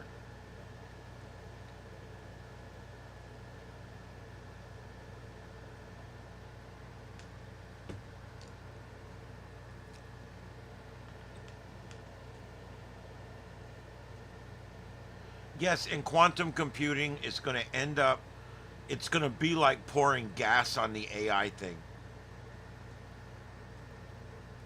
I mean, it literally, it's all coming together, if you know what I mean. It's literally all coming together at the same time here.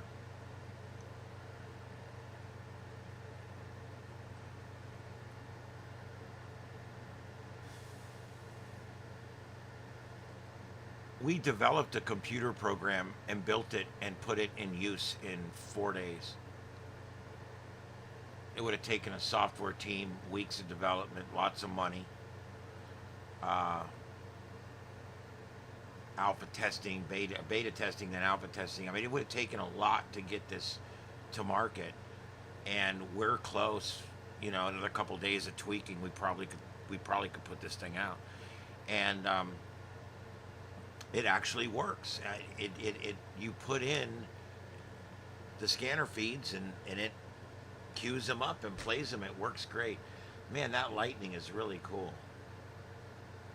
If you guys haven't checked out our scanner feed channels, go to the channel and please hit that subscribe button. It's so important. But hit my channel, go in there, and you'll see there's 4 lives right now. 3 of them are scanner feeds. And check that out, how they work. When you listen to those scanners, it's one person talking at a time. Everything is timed out perfectly. You no longer have missed calls. You no longer have dead air. And you no longer have 2 people talking at once. I think people are going to absolutely love this once it catches on. We're still in testing on it, but it seems to be working really good. The reason this lightning is so cool looking right now is because the camera has white balance adjusted for the fact that the sun is setting. What that means is the sky's a little more orange than usual right now. So the camera has adjusted the white balance back towards the blue side a little bit so that the clouds will still kind of appear white. Because the camera has adjusted for that, the lightning is going to be great colors, pinks and purples and blues, and that's because, like I said, the camera's actually adjusted to the blue side just a little bit, and that makes the lightning look really cool. I've seen some that are almost blue, and I've seen some that are just brilliant purple, and then some others that are even white. So we're seeing lots of color up there in that as we are heading out. I mean, he is leaving the area rapidly right now.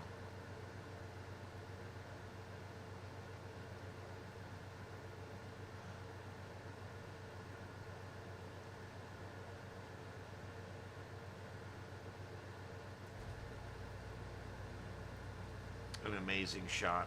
All right, so let's take a look at what we got going on. We got the Philly Street Cam right above me here. Above that, up on Harley-Davidson Way, we've got 2 different shots up there of Harley-Davidson Way in Sturgis, South Dakota, where we've got a huge bike rally going on right now. This one is pretty much just as large as the Daytona bike rally here in Florida.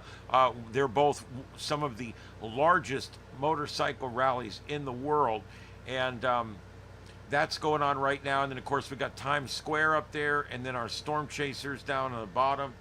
and we're continuing to watch that amazing lightning storm as he is pulling away from the storm. We're looking through his aft view back towards where he just left from, and we're watching the lightning dance around above this storm. It's pretty amazing.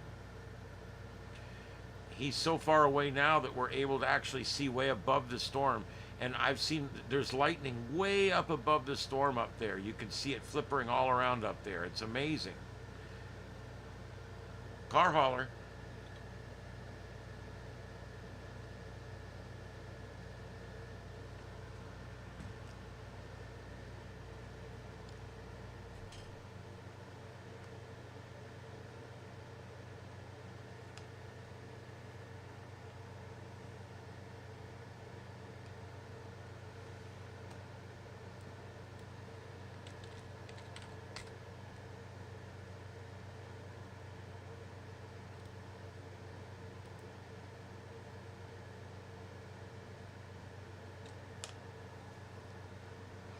Okay, the Trump Tower protest has come back up again. I'm gonna switch the. I'm gonna switch that upper left one. No, let's take the Times Square one out. That really is so far away you can't see much anyway. Let's put it right there. This is live near the Trump building.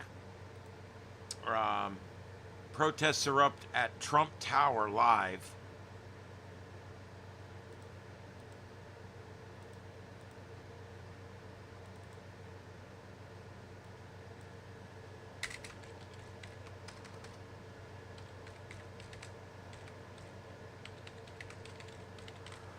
I'm trying to keep these little labels up here for you guys tonight. It's very hard for me to do all this by myself, but I'm trying. I'm working on workflow and stuff to try to make it better. All right, so there we go. Let's get rid of that.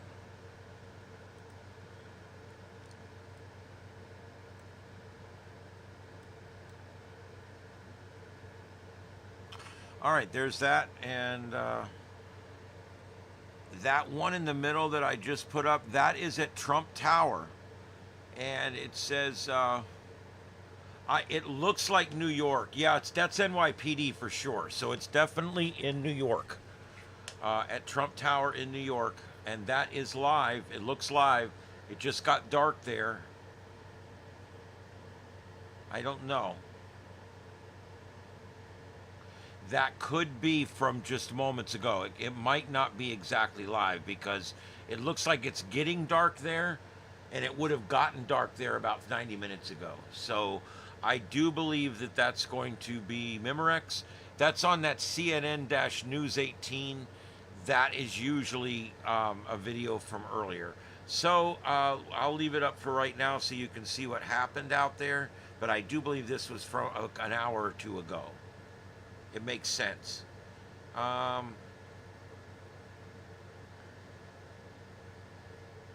That's from earlier too. Lots of spoof videos popping up.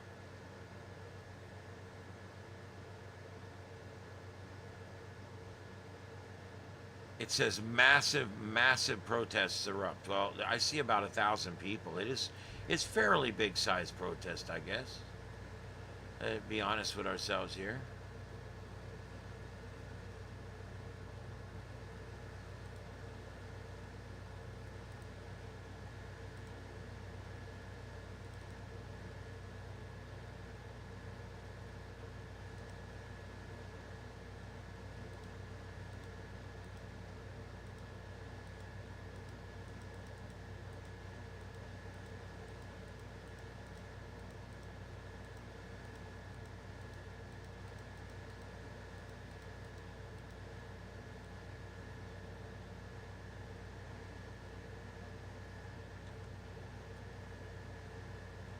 Oh.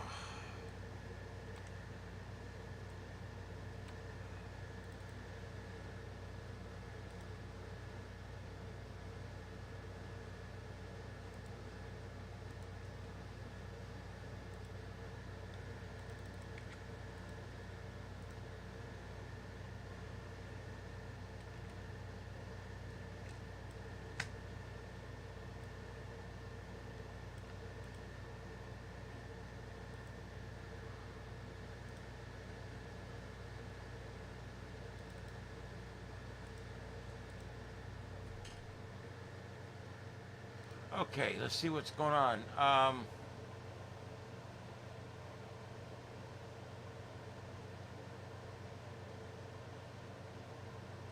I know you're gonna laugh.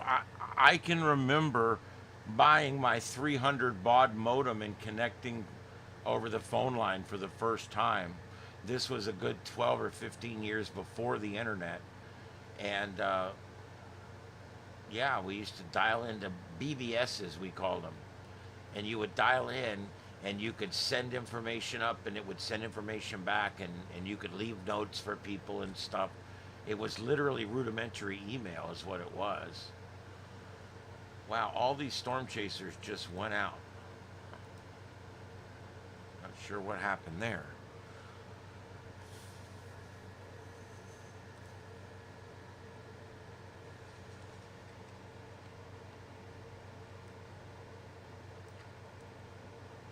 All right, I believe this one is from earlier also, but I'm going to put it up anyway, so you guys can see. This is apparently upper left corner. I'm going to change out Sturgis. This is another one.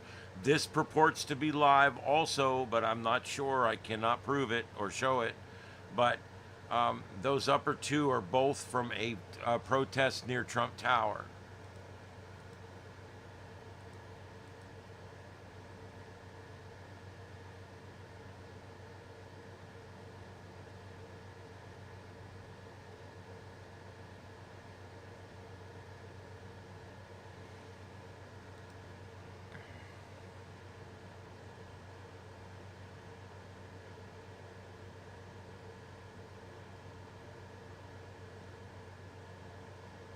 Okay, so that's what I got there.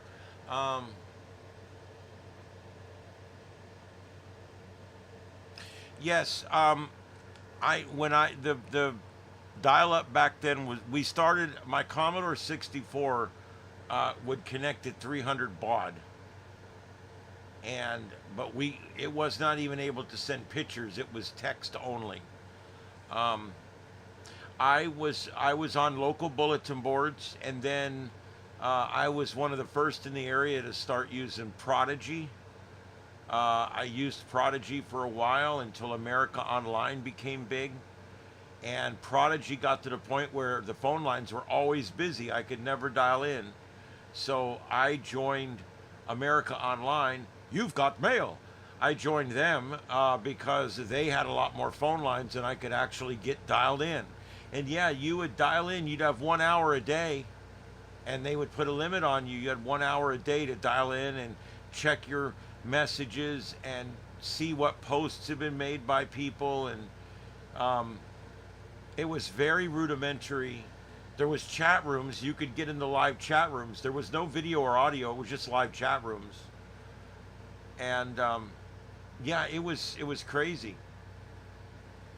And it was terrible. But it was where we started. Most people a lot of people nowadays can't even conceive of a world that doesn't have internet, that didn't have internet, but we did not have internet. We literally just had, whatever. We got the newspaper, and we had the news that came on a couple times a day, and that was it.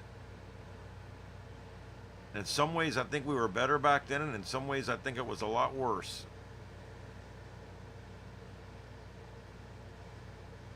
Could you imagine a corrupt government today if they could just get away with whatever? I mean, we hold them accountable now like never before because of the internet and things like that.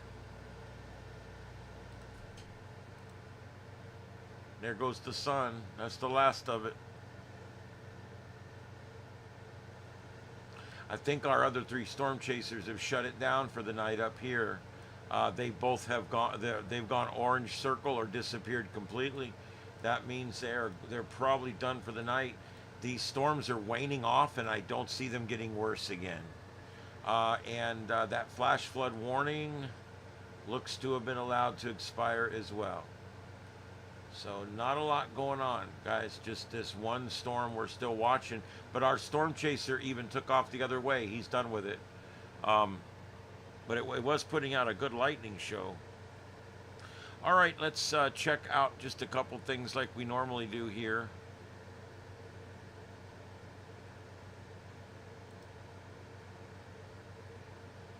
I really wish I could find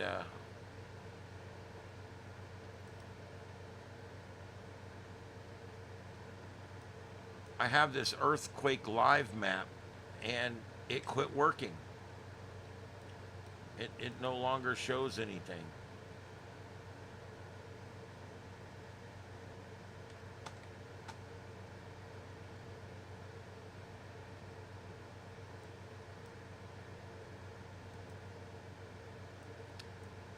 Oh well.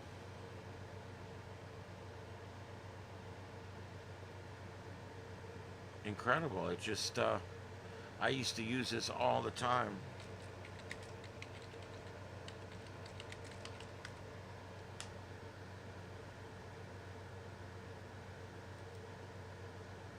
Oh well, I'll find that one. Just give me a second. Yeah, here we go. This is the one I like. This is the one I like, damn it.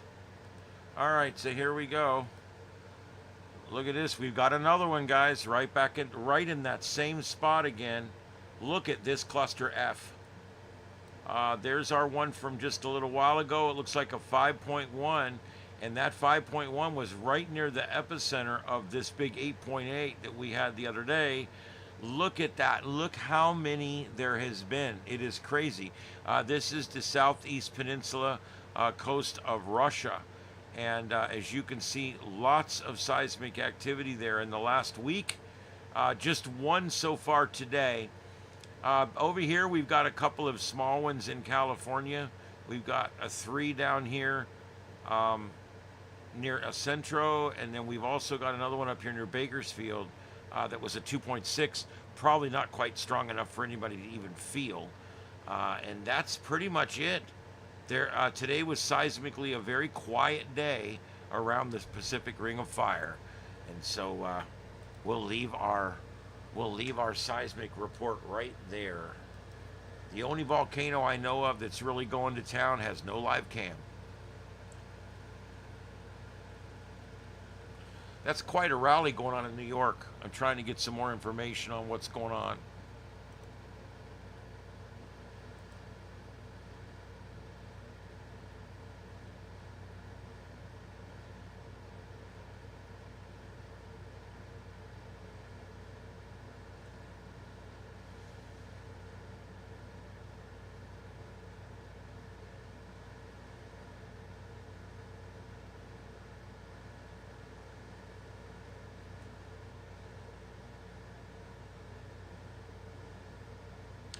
Okay, I don't see anything there.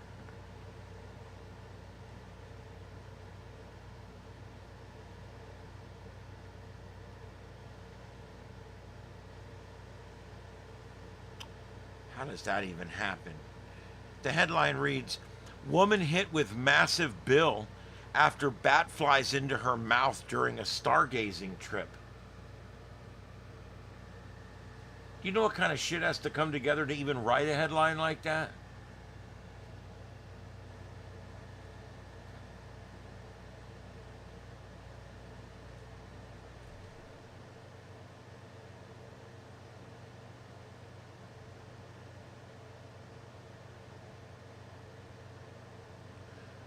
Yeah, I'll tell you, since fiber came, the internet will never be the same. Fiber basically gives you unlimited internet at your house. I mean, I can't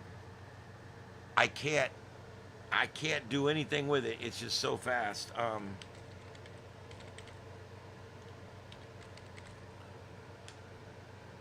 I switched from cable over to fiber about a year ago. I think it's been about a year now. And I have to tell you guys, I was very surprised that that not only could they provide it for half the cost, but that it was actually 10 times faster. I just couldn't believe it. All right, give me just a second here. Let me set up this next shot.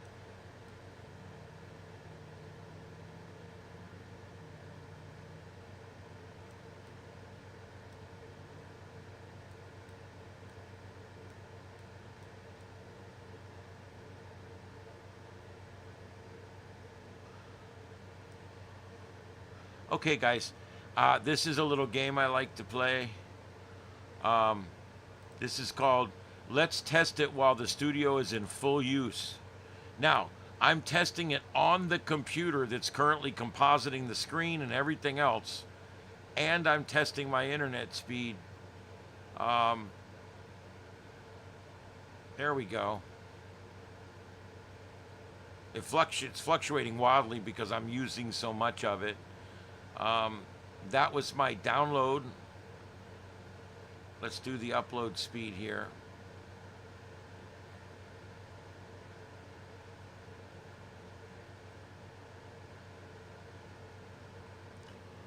Guys, I've got 4 or 5 internet streams going out of here right now, and I'm still at, this is the slowest test I've gotten yet, but still, I'm still impressed. That's with the internet in about 80% use right now. And I got the TV going in the bedroom for the cats. So yeah, you can see there that that's quite a bit of speed right there.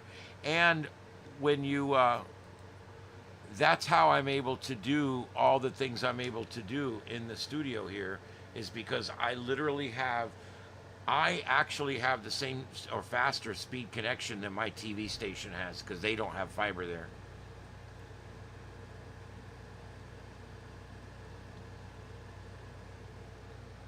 Yeah, you know, broadband, or as we call them, COM C word down here. I don't want to say it on the air. They're just comtastic.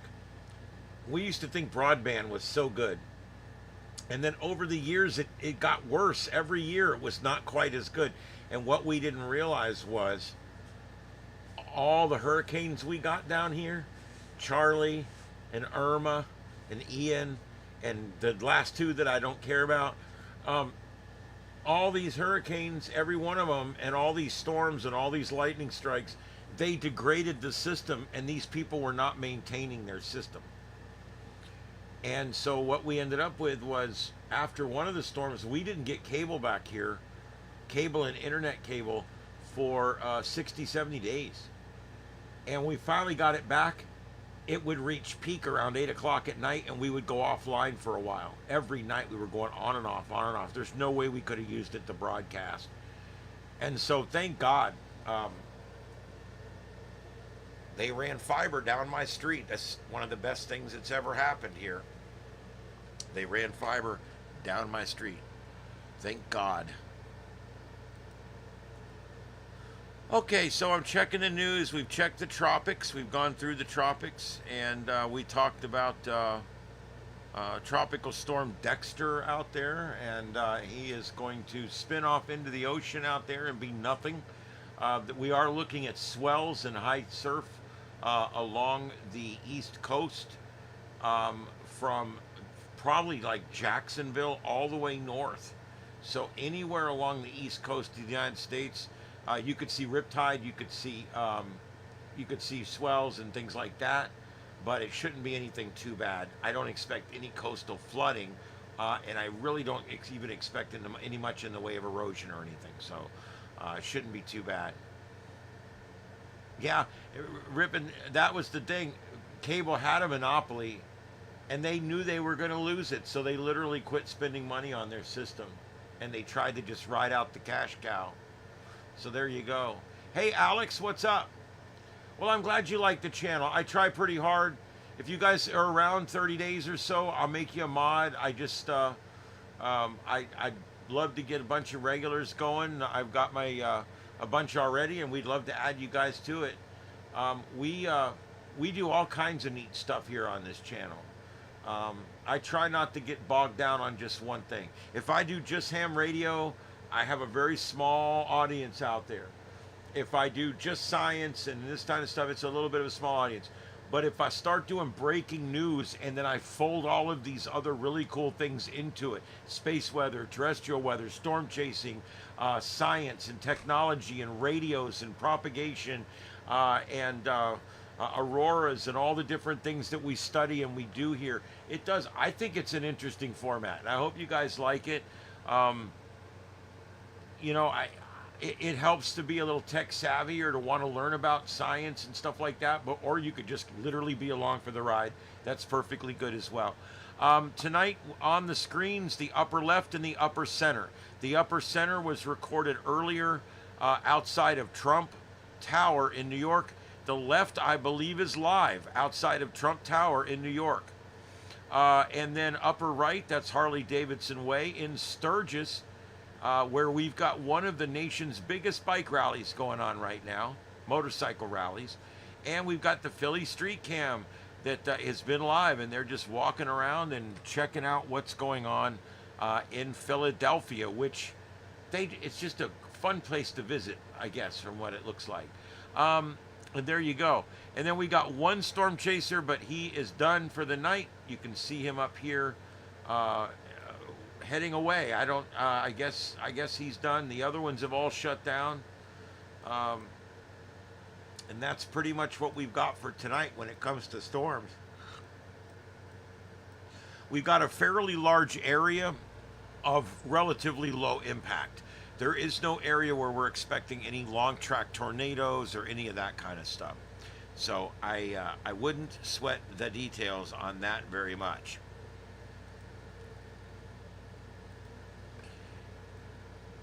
And then just to bring back to your attention from the National Hurricane Center in Miami, this is currently what we're looking at out there.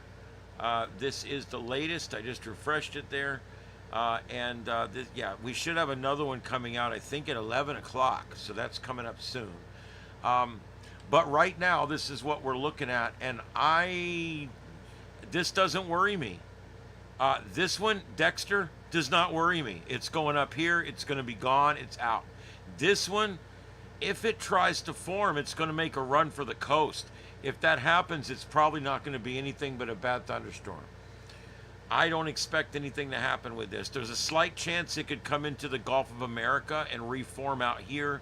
That's not a likely scenario at this point. This one here looks ominous, looks like a mess. Oh my God, but remember my 20 north rule.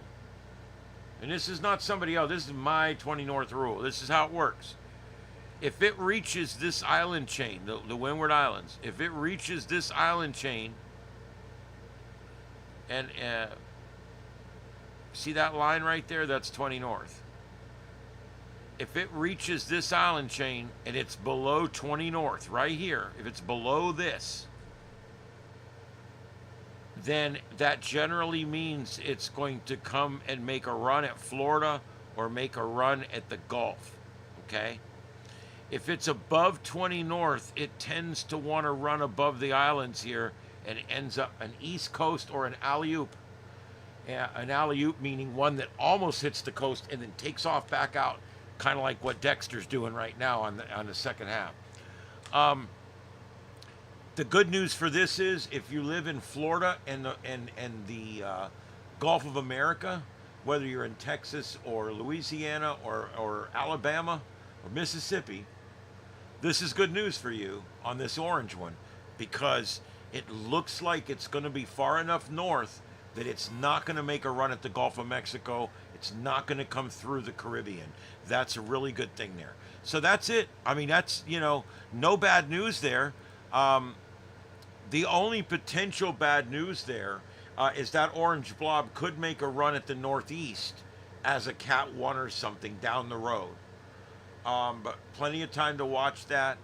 Nothing imminent. Is it's literally hasn't even formed yet. It's something we think might form.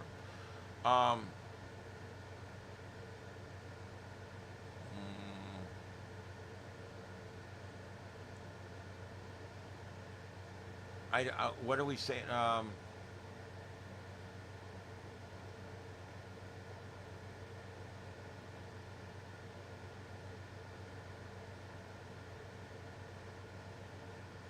I don't know who Alex is talking to.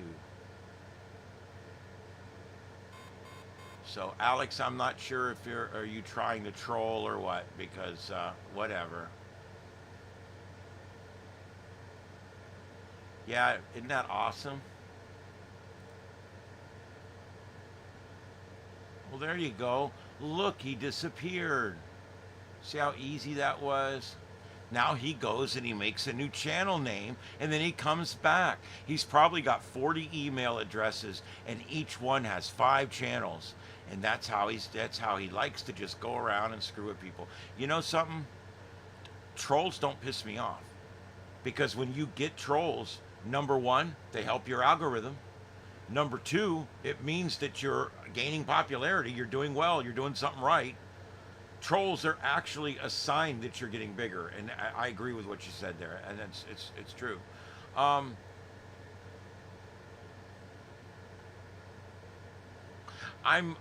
tell you, the one thing I'm happy about is that most people on YouTube understand what trolls are, and they understand what happens with that. So now it's not necessary. I have mods in here. And I'm sure that Aquarius or Junior or BJ, one of them was already eyeballing that guy to take him out before I did. We'd have taken him out. It's not a big deal. I don't care about trolls. Matter of fact, if you're going to troll me, make it really good. Make it really, really good.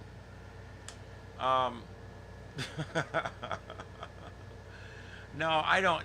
I like I said, if you guys hang out for a while, once I get to know you, like Junior and Aquarius and BJ, I'll make you mods. And we'll have plenty of mods. I don't want normal speech. I don't care if they're 100% Trump or 100% Biden or 100% communist or 100% social. I don't care. I don't care. I do free speech. Trolling, on the other hand, we just get rid of trolls. No big deal. That's even a free speech place like this. I'm a First Amendment guy, but that First Amendment applies to the government. It doesn't apply to me, or it doesn't apply to YouTube. So I try to stick to being an open speech channel. However, I draw the line when it comes to the trolling.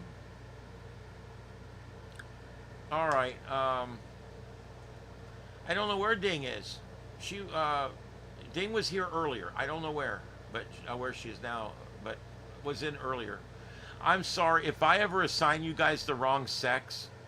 I call you guys he's and she's, and the truth is I have no idea, and I don't want to misgender anybody. But so if I ever misgender you, I'm sorry. But no, I don't know. Hey, we can't all be here all the time. Every now and then I'll have to take a night off too. So such as it is. Such as it is. Finally got some rain here tonight. It wasn't a lot, maybe about 3/4 of an inch. I went out in the yard earlier. Carlotta had come down, and we were out in the yard looking, and she says, like, the grass didn't grow that much. And I said, it hasn't rained since you left 10 days ago.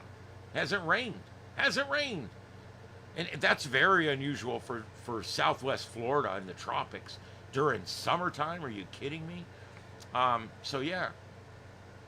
But we did finally get some rain today. All right, I'm going to go back through the news here real quick. If you guys have anything you think we should bring up or discuss, let me know.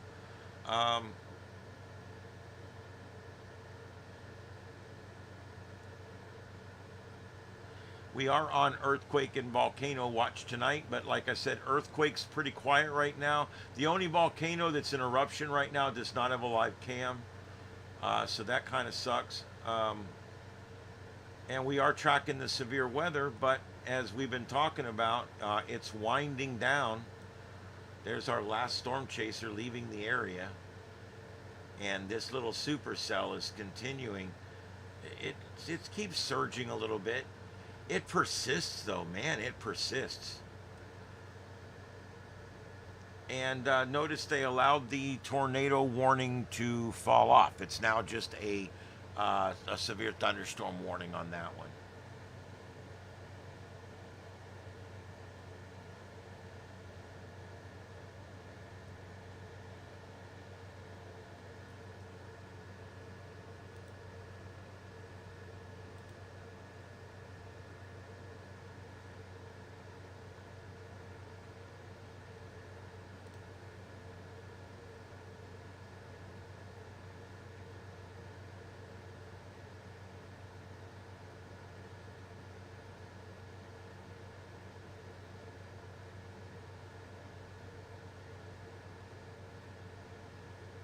You know, I'm still experimenting with different things when I sleep.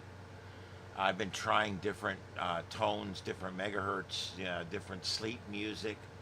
I tried like the Native American flute. I've tried the flute with rain, the frequency with rain, the frequency with rain with rolling thunder, and I'm literally have tried 50 different things, and I'm getting back to just that sleep music seems to work really good. I do keep, I do have an AC unit in there that runs. It runs 24 hours, so that provides noise in there. Plus, I got a big fan that I run wide open, shooting right on me. I sleep in a hurricane. And then I usually run on the TV lightning and thunder and rain with the sleep music on top. And that's how I sleep. And it seems like a very noisy environment, but it's all white noise. It's all it's all frequencies for sleeping. It's all white noise.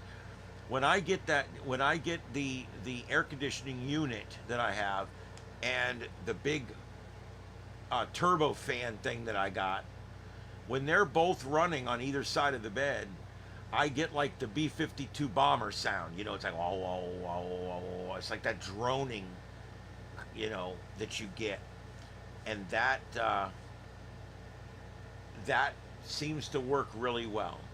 I tried a bunch of the different colors: green noise, brown noise, white noise, whatever.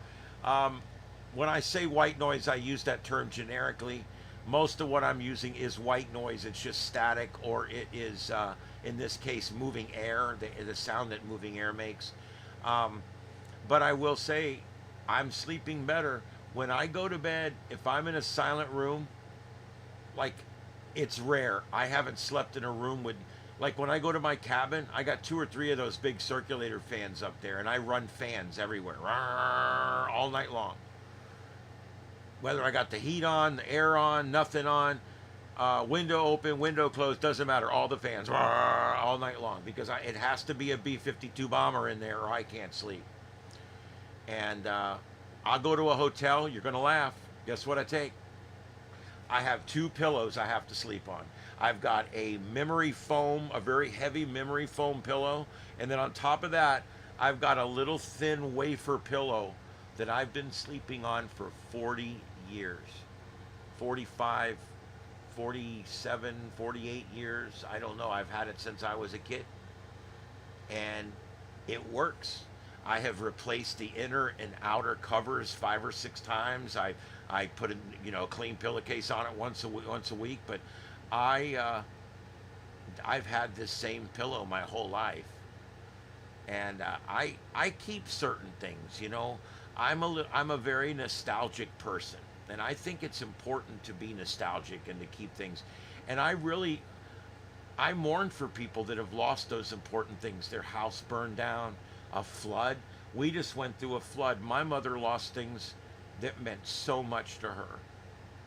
And then she actually discovered things in the flood that survived, and other things that were up high enough, and other things that were saved.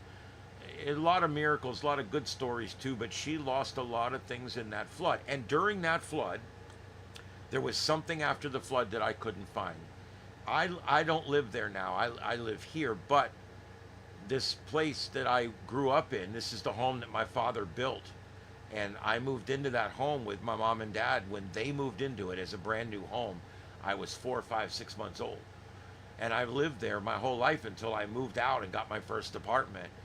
And that's always been my homestead. So I had left a few things there in the upstairs, up in the closet, and for safekeeping. Little did I know that house was going to flood. And so I'll show you.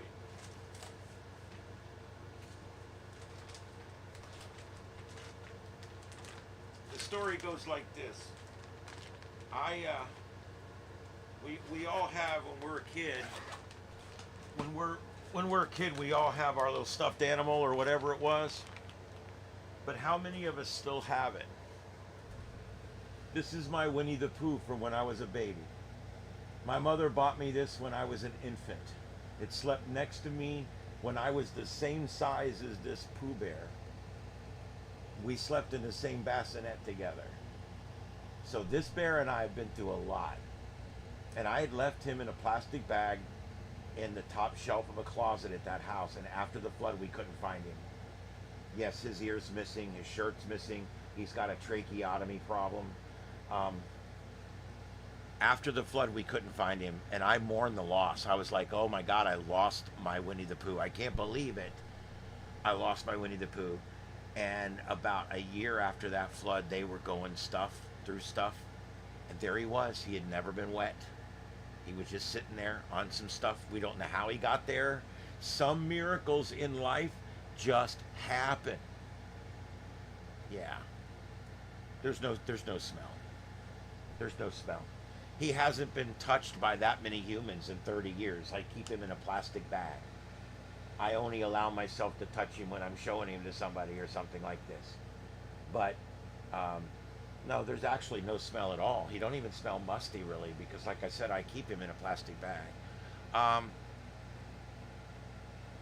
But yeah, so, things are special, you know? Things are special, and you should try to always save a few of those things from your childhood.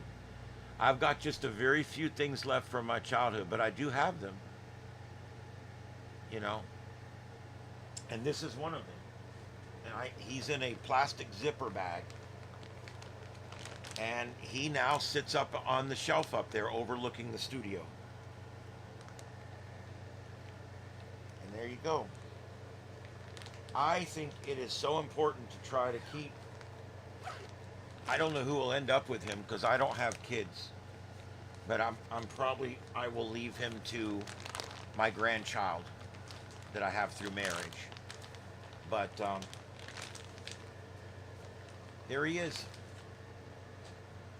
Winnie the Pooh. 56 years old. 54, 55 years old. And you know, BJ, there was divine intervention. Had to be. There's no way. I don't know how he survived that mess. That house was destroyed. They ripped it out. And there he is, just sitting there on top of shit one day. Where'd he come from? Oh, yeah, he had the little red shirt, but that come off of him 40 years ago. I've actually found online I can buy a red shirt for him, and I've just decided not to. It won't be the same. And yeah, he's been a nudist for so long. I'd hate to put him back in clothes now.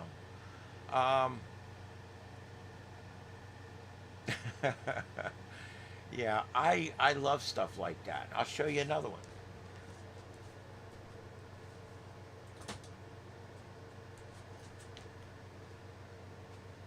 Hanging in the back of my studio, my trumpet from band. I played this trumpet for 7 years. And middle school, high school, marched in band. I marched in the Indianapolis 500 parade with this trumpet. I was really never that good at playing it, but I marched like crazy. I was a good marcher. When I got to the hard part, I just let somebody else do it. But yeah, that's my trumpet from high school, from middle school. It's the Bundy. It's a Bundy, and it's a standard fare trumpet that my mom and dad bought and made payments on for me when I started band in 1984. And so there you go. No, I'm not going to play it.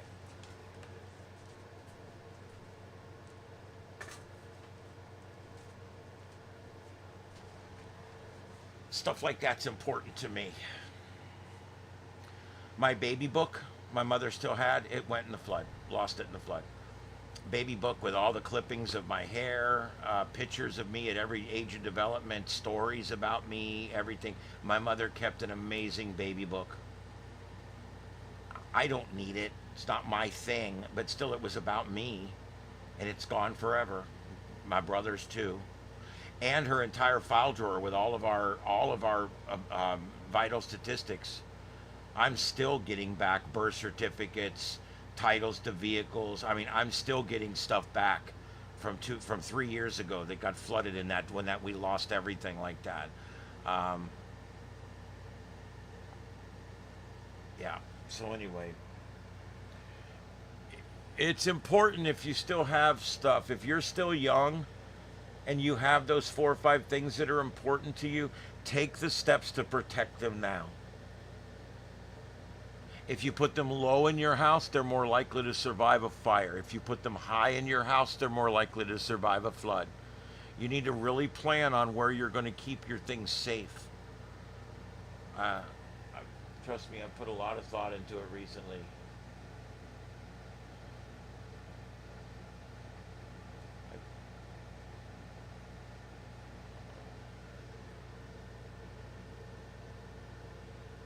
Hope we're not locked up over there. Oh boy. Yeah. And it just later showed up. See, that's divine intervention. Just lay it in the grass. That's how it always is. That Winnie the Pooh would just happen to be laying somewhere. It's like, how would it have even gotten to where it was? I mean, it was not in a sealed bag. Had it been in the water, it would have been ruined. So, I need to vacuum seal him, but I just won't do that to him. It's too evasive. Oh, man. Yeah, you take the steps to save those things now.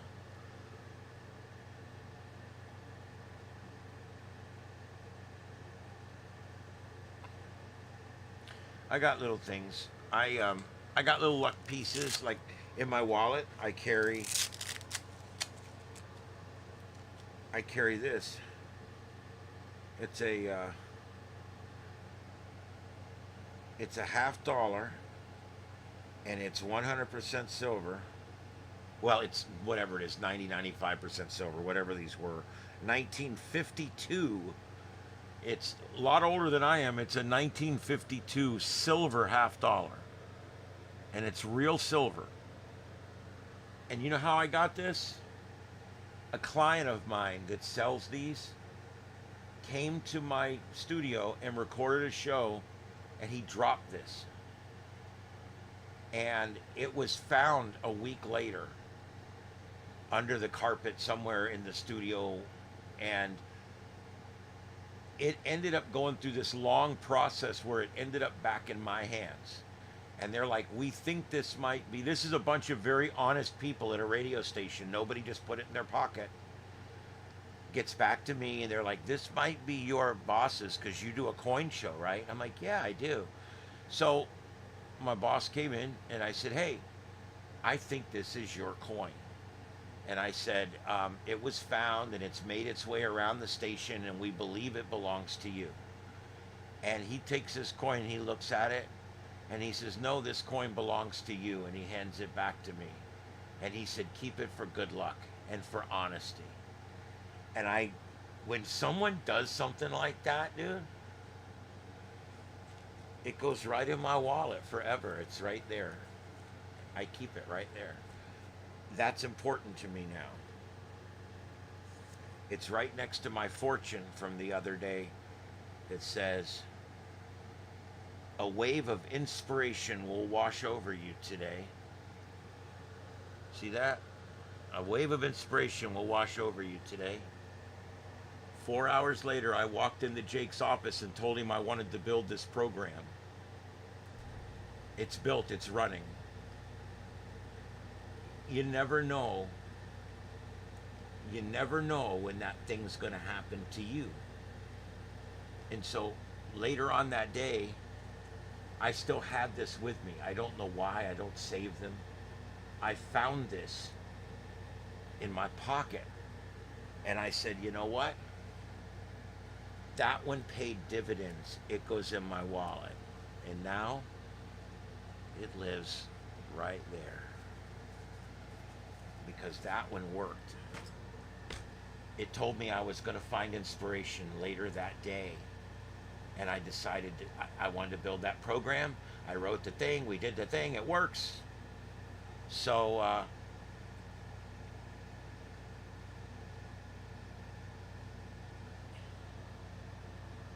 Okay, fire safes. Let me explain fire safes. Okay, you guys know I'm a retired fire chief. Was a fire marshal for years. I've done a lot of stuff with the fire service. Let me explain fire safes. Fire safes will not protect your stuff from a prolonged fire event.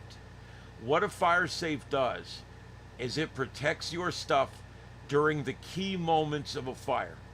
When a fire first starts, a fire will burn up the wall from the couch, and it will go across the ceiling and start working its way through the house up on the ceiling.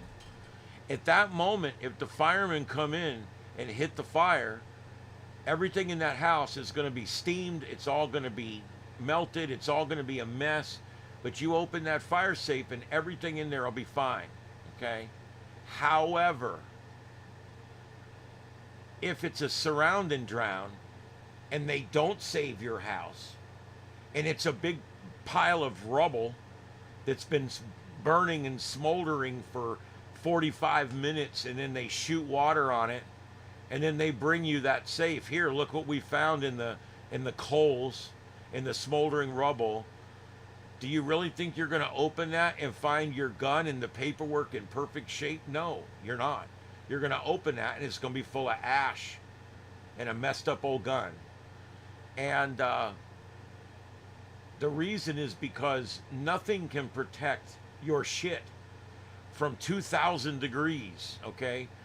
A fire safe literally buys you time to grab it, buys you time for the firemen to get the fire put out, buys you time. Maybe it's in a place in a drawer.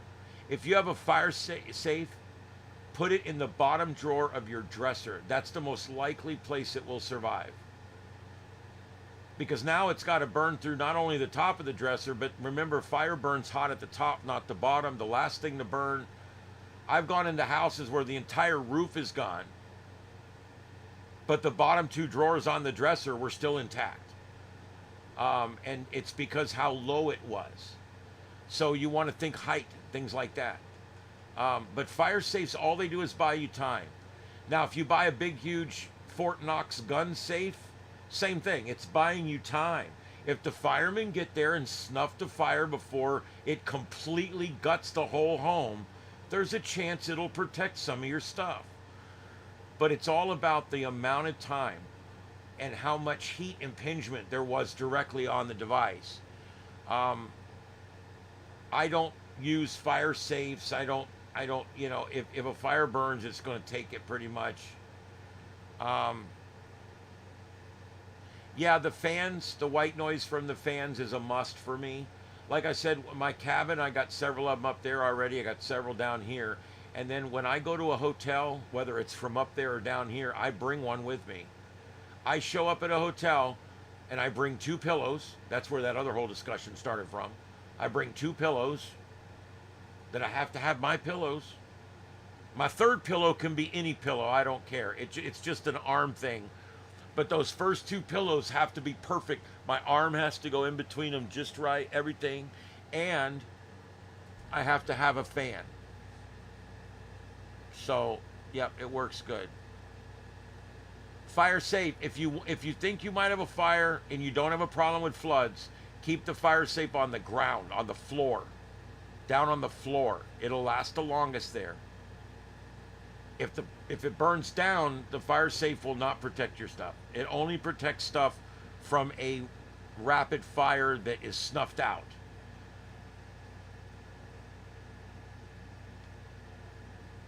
A lot of people don't realize that you can have a fire that's 1 couch, and that's all that's burning is 1 couch, and it still ruins the entire house.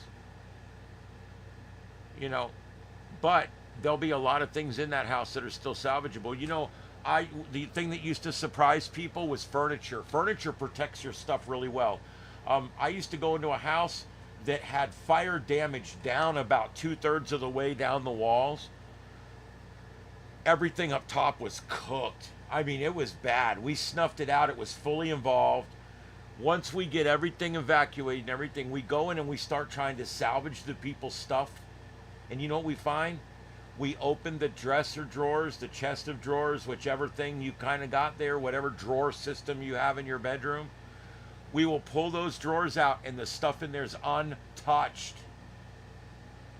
It's wrapped in wood. It's like in a wood box. As long as the fire gets snuffed out before that wood box is compromised, other than a little bit of smoke damage, you're good. I have pulled whole drawers out of people's shit and run it right out to them and hand it to them, and they're crying. They thought it was all gone. And I'm bringing them clothes, and I'm bringing them pictures, and I'm bringing them keepsakes, and we're taking trip after trip after trip. That's what firemen don't do that shit anymore, by the way. They put the fire out, they write the report, they leave. They don't do overhaul or salvage or any of that shit anymore. But it used to be we would stay for hours. We'd come back the next day and do whatever it took to try to save as much of your shit as we could save. We would bring tarps in and sit the tarp in the middle of the floor and just start putting anything that might be salvageable in the tarp and then grabbing it up and taking it outside before it got wet. We were just frantic about saving people's stuff. And the firemen don't even do that anymore. At least not here. They put the fire out. They're like, oh, yeah, electrical. And then they drive away. They don't care. And it's like, our job was to try to restore as much as we could, to try to save as much as we could. But the good old days are over. Public safety used to be about, I know this is going to be shocking to you guys, but public safety used to be mostly about public safety. It really doesn't have a lot to do with public safety anymore. It has more to do with liabilities and ego and government overreach and everything else, and it kind of sucks in a way. When I was a firefighter at this department down here, right down the road, we did 14 things throughout the year that raised money for us, for the firefighters, to buy equipment and pagers.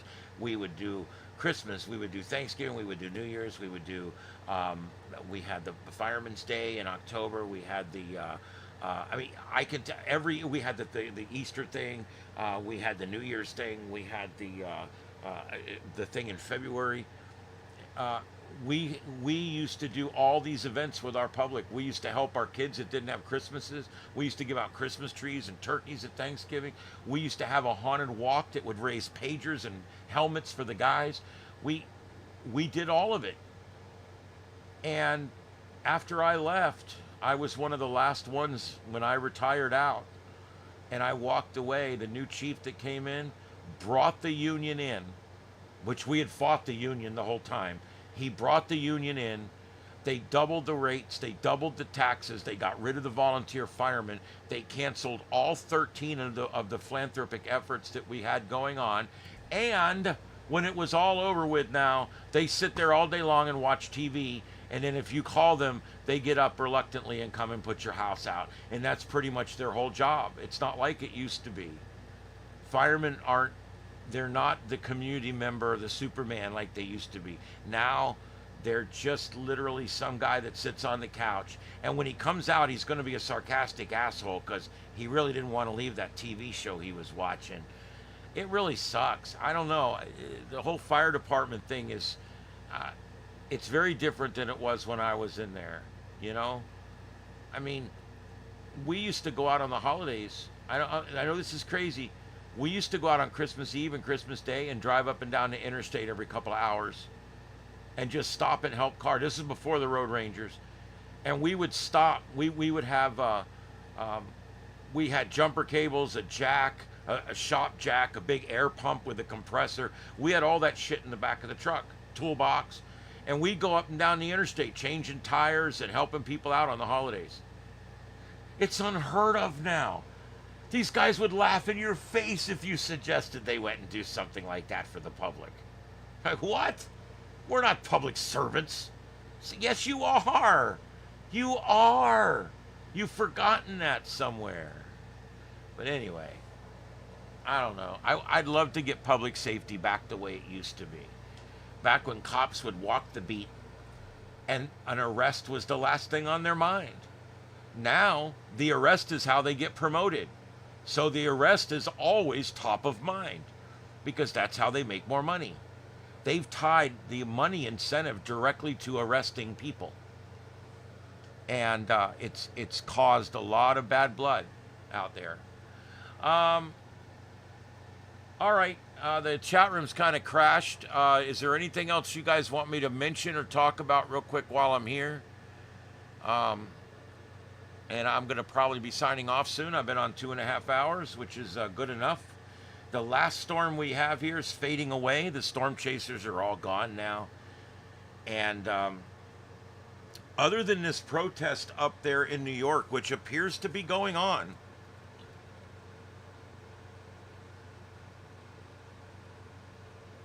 I don't really have anything else to tell you guys.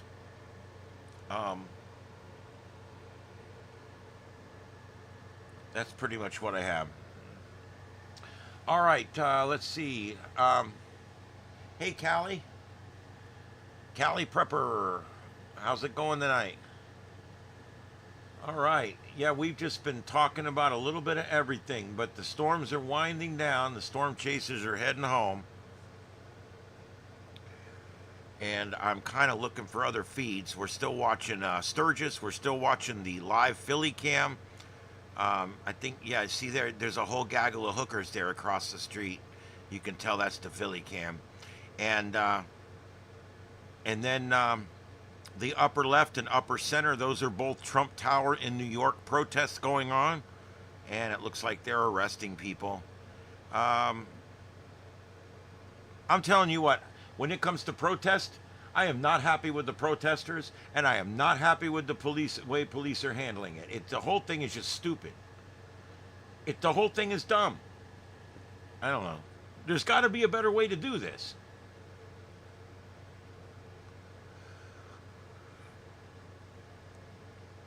Yep, that's definitely Trump Tower right there.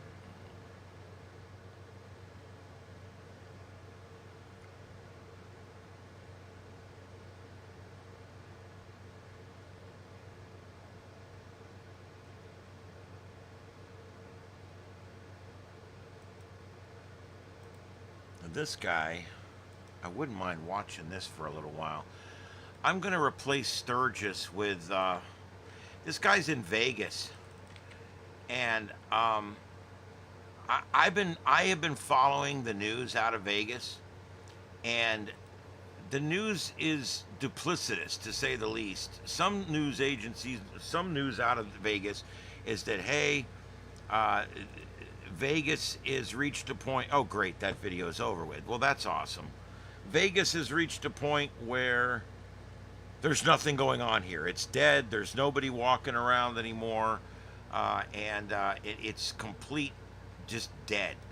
But then I see other videos and pictures, and it's like everything's still going on there. Everything seems like it's normal. So, again, I don't know. I don't know what to believe on that.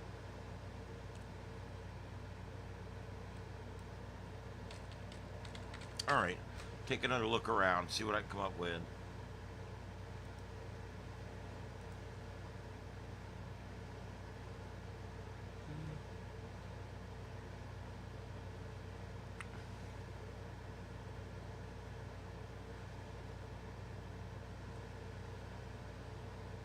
Oh, there's a protest going on in Bangladesh. I just wanted to say Bangladesh.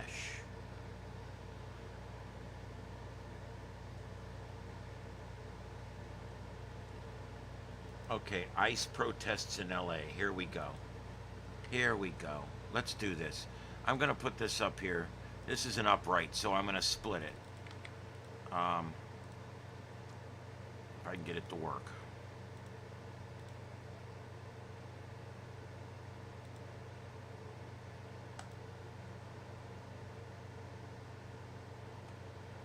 Nope, it's another short stream. He's already gone off. It says large ice protest, but it shows him on the sidewalk by himself, basically. It's playing here. Why is it not playing over here? Check yourself. Yeah, just check yourself. There we go. Just let the other people speak. That's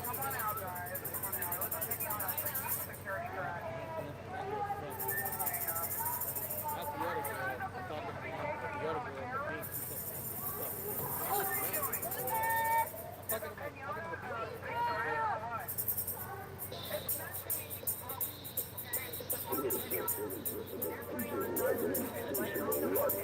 that's back out at that federal building again in LA, that upper right corner. And that's supposed to be a large protest in progress. But as you can see, it's not. 413 people watching that stream. That's why I can't believe one day that people will not discover what I'm doing here and start watching.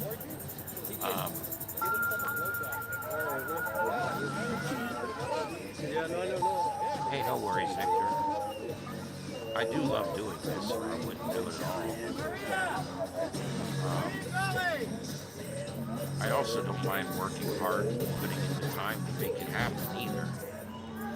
All right, let's move that over there. And I'm going to keep looking here.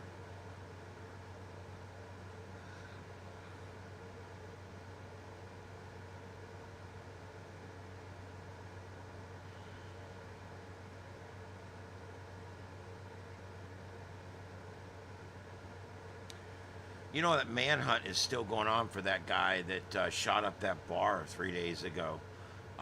It's still going on. They haven't caught this guy. He's former military. They've got him on ring cameras all over the place. The problem is, I would be covering it more, but the problem is nothing in that area. None of the counties in that area, no one is feeding the scanners. So we have it's silent. We cannot pick up any of the scanner feeds or anything from up there. So there's really just nothing for us to look at, nothing to see here. And so I can't cover it. It's all middle or lower market size news. And it's all, if you look at it, it's all middle sized news or smaller, and they're just not, the coverage just isn't there. There's just no cover. There's no coverage to cover.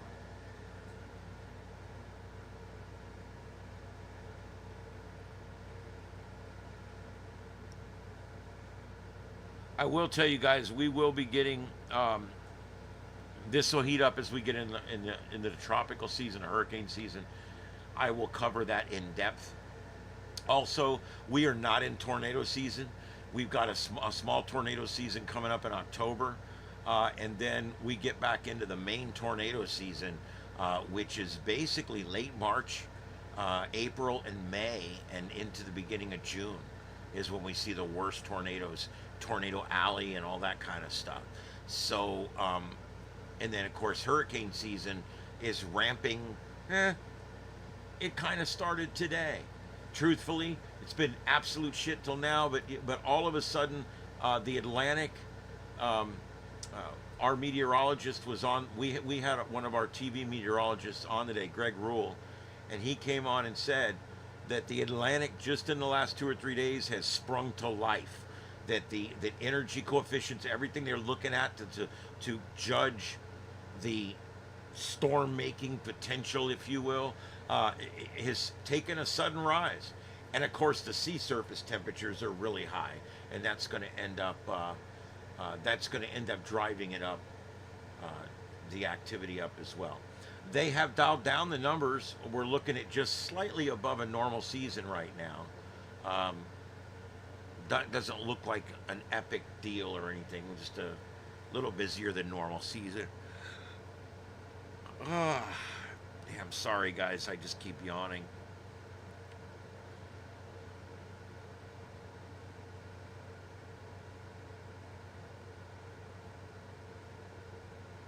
You know, I see that big Trump balloon. They keep floating it around like Macy's and stuff. And it's just a big balloon of Trump, and they have him sitting places, and it's a big baby-looking goopy thing. And I think it's hilarious. When I see that thing, I cheer. I'm like, yeah, look at that. You know why?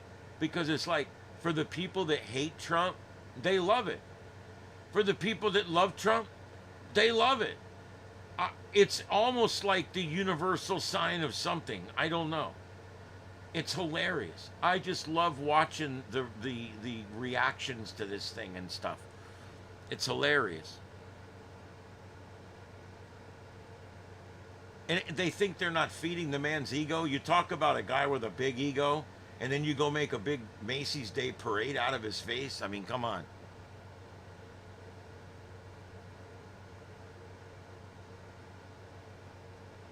Methany.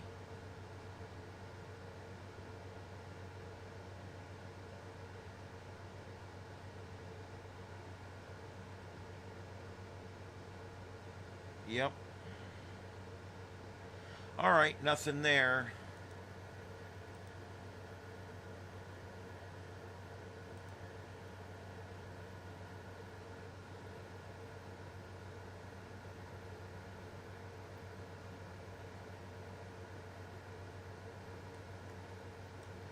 Austin Drummond. This guy says they've got him cornered, but I don't think they do.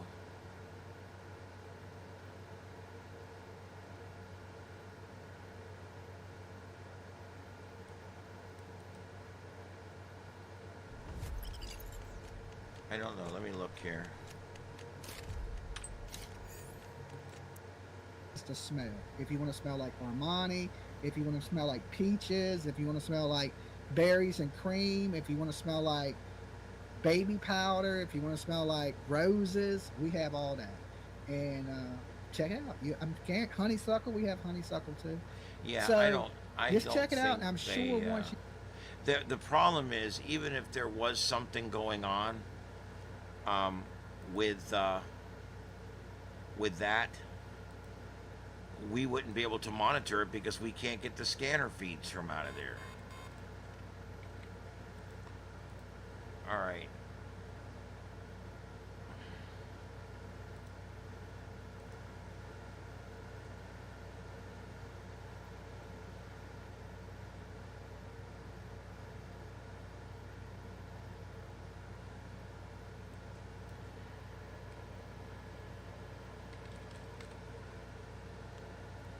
Whew. All right, I'm still looking here. That one I just put up, he's one of those cop watcher guys. He's driving around now. Let's see here. I'm not going to dive into that much on this channel, but it is a form of protest, and they are out doing it.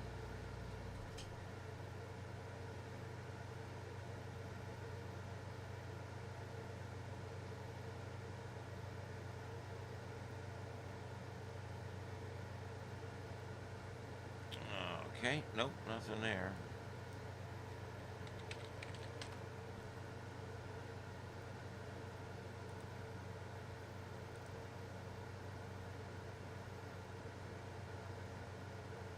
Nothing there either.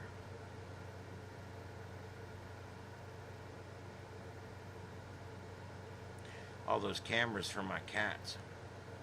They actually have all these like 24/7 streaming cat channels and shit. Oh my lord. Okay.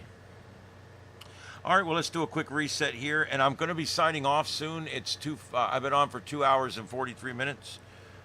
Thank you for the 17 of you that are in here right now. We've been doing okay tonight. We've had a number of people come through, and I do appreciate everybody's time tonight. Our view time is up a little bit tonight. That's nice.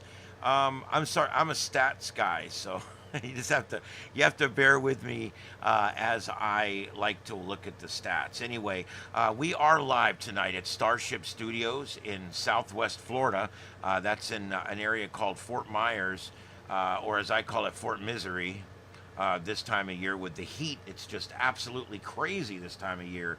But anyway, we are live tonight, and this is Starship Adventures, and this is a little show we like to call the Sights and Sounds of Earth. I come on every night, except sometimes Saturdays. I come on every night, and I do 2 or 3 hours of solid news. Whatever you guys want to cover, we cover. I do weather. I do all kinds of different stuff, and we lean away from politics, and we lean towards live news, breaking news, and of course science and research and stuff like that. And we stay away from the actual politics. I find that a lot of people, if you just stay away from the politics, you'll get a lot of people that like to come in that don't like the politics, and then we can all just not talk about the politics together. And that's kind of how I like to do it. I do have to touch on it every now and then because it is part of our life, and I do have to mention how it works or this and that. But the truth is, I try to really stay away from the politics. All right.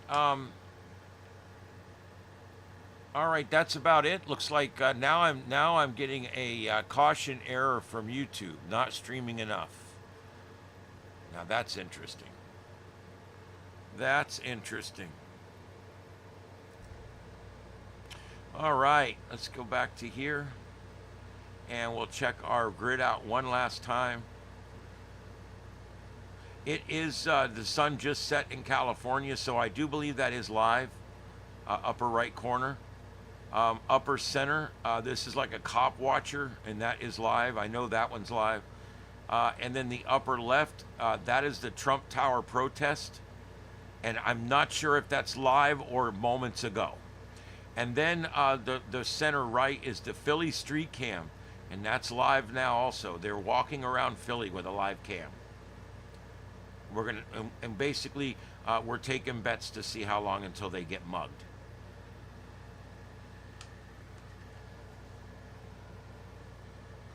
So there you go. Lots going on, but not really that much going on tonight. Kind of a slow night. I've been watching the weather. There's just not a lot going on right now.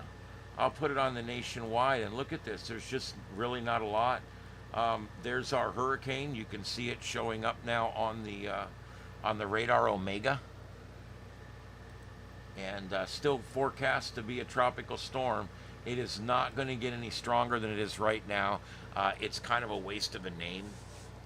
So there you go. It's gonna go on off into the sunset, if you will. Actually, it's going towards the sunrise, but let's not worry about that. And that's it. The only storm chaser left out there has his camera off. And that's it. That's all we got. There is some severe weather up here right along the United States border with Canada, and the Canadian Weather Authority issuing a number of severe thunderstorm warnings up here. And there is a county here that 75% of the people in Phillips County, what is that?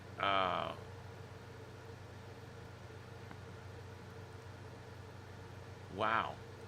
That's a lot.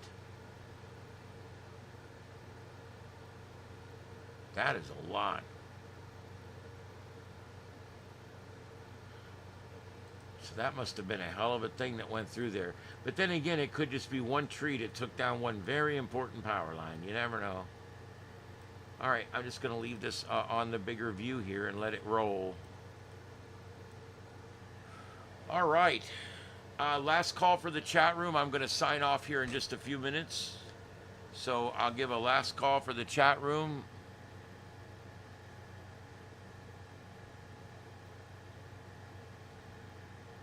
The new program is up and running. I've got a couple of scanner feeds up tonight.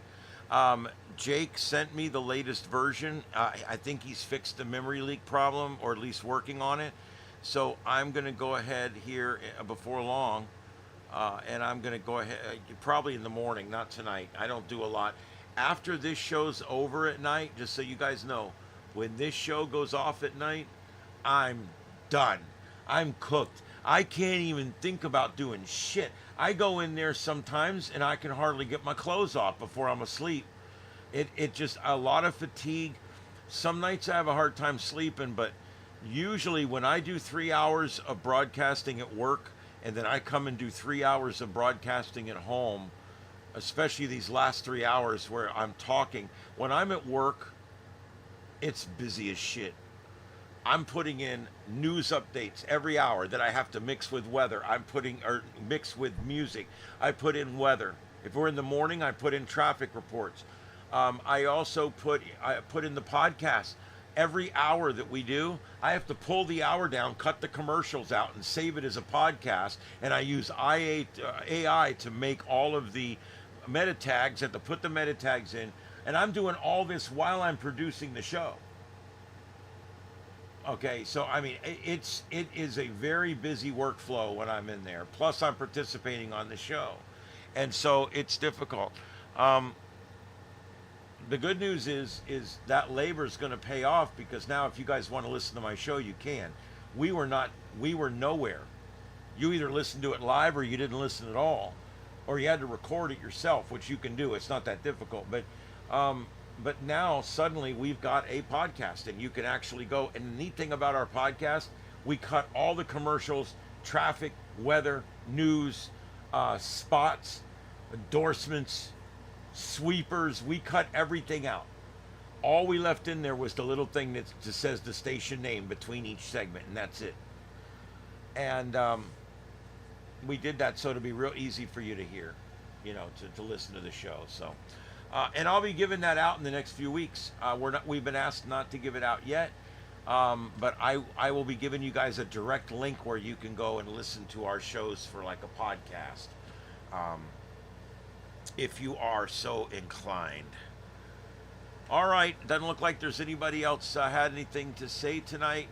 Victor, you're certainly welcome. Thank you, BJ and Junior, Aquarius, and also Victor and Callie, all you guys for being in here. I really do appreciate it. And we will be back tomorrow.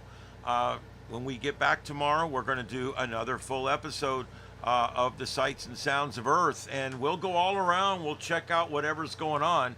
I have no idea. Some nights it's busy and we have thousands of people in, and some nights it's slow and we have just a few hundred people in. That's okay. We're still going to do it every night. We got to do it. We got to do it. All right, Galactic, thanks for being here. All right, everybody, thanks for being here. Rather than winding and winding and winding, I'm just going to go. You guys have a good night out there, all right? Live from Starship Studios in Southwest Florida. That's Fort Myers area in Southwest Florida. My name's Ian, and this is the Sights and Sounds of Earth right here on Starship Adventures. We'll see you tomorrow night, coming up for our next show at 9 p.m. Eastern. And hopefully we'll see you down the log or on the next adventure. So stay with us. This is Starship Adventures. 7-3s, everybody. Have a good night out there. We'll see you next time.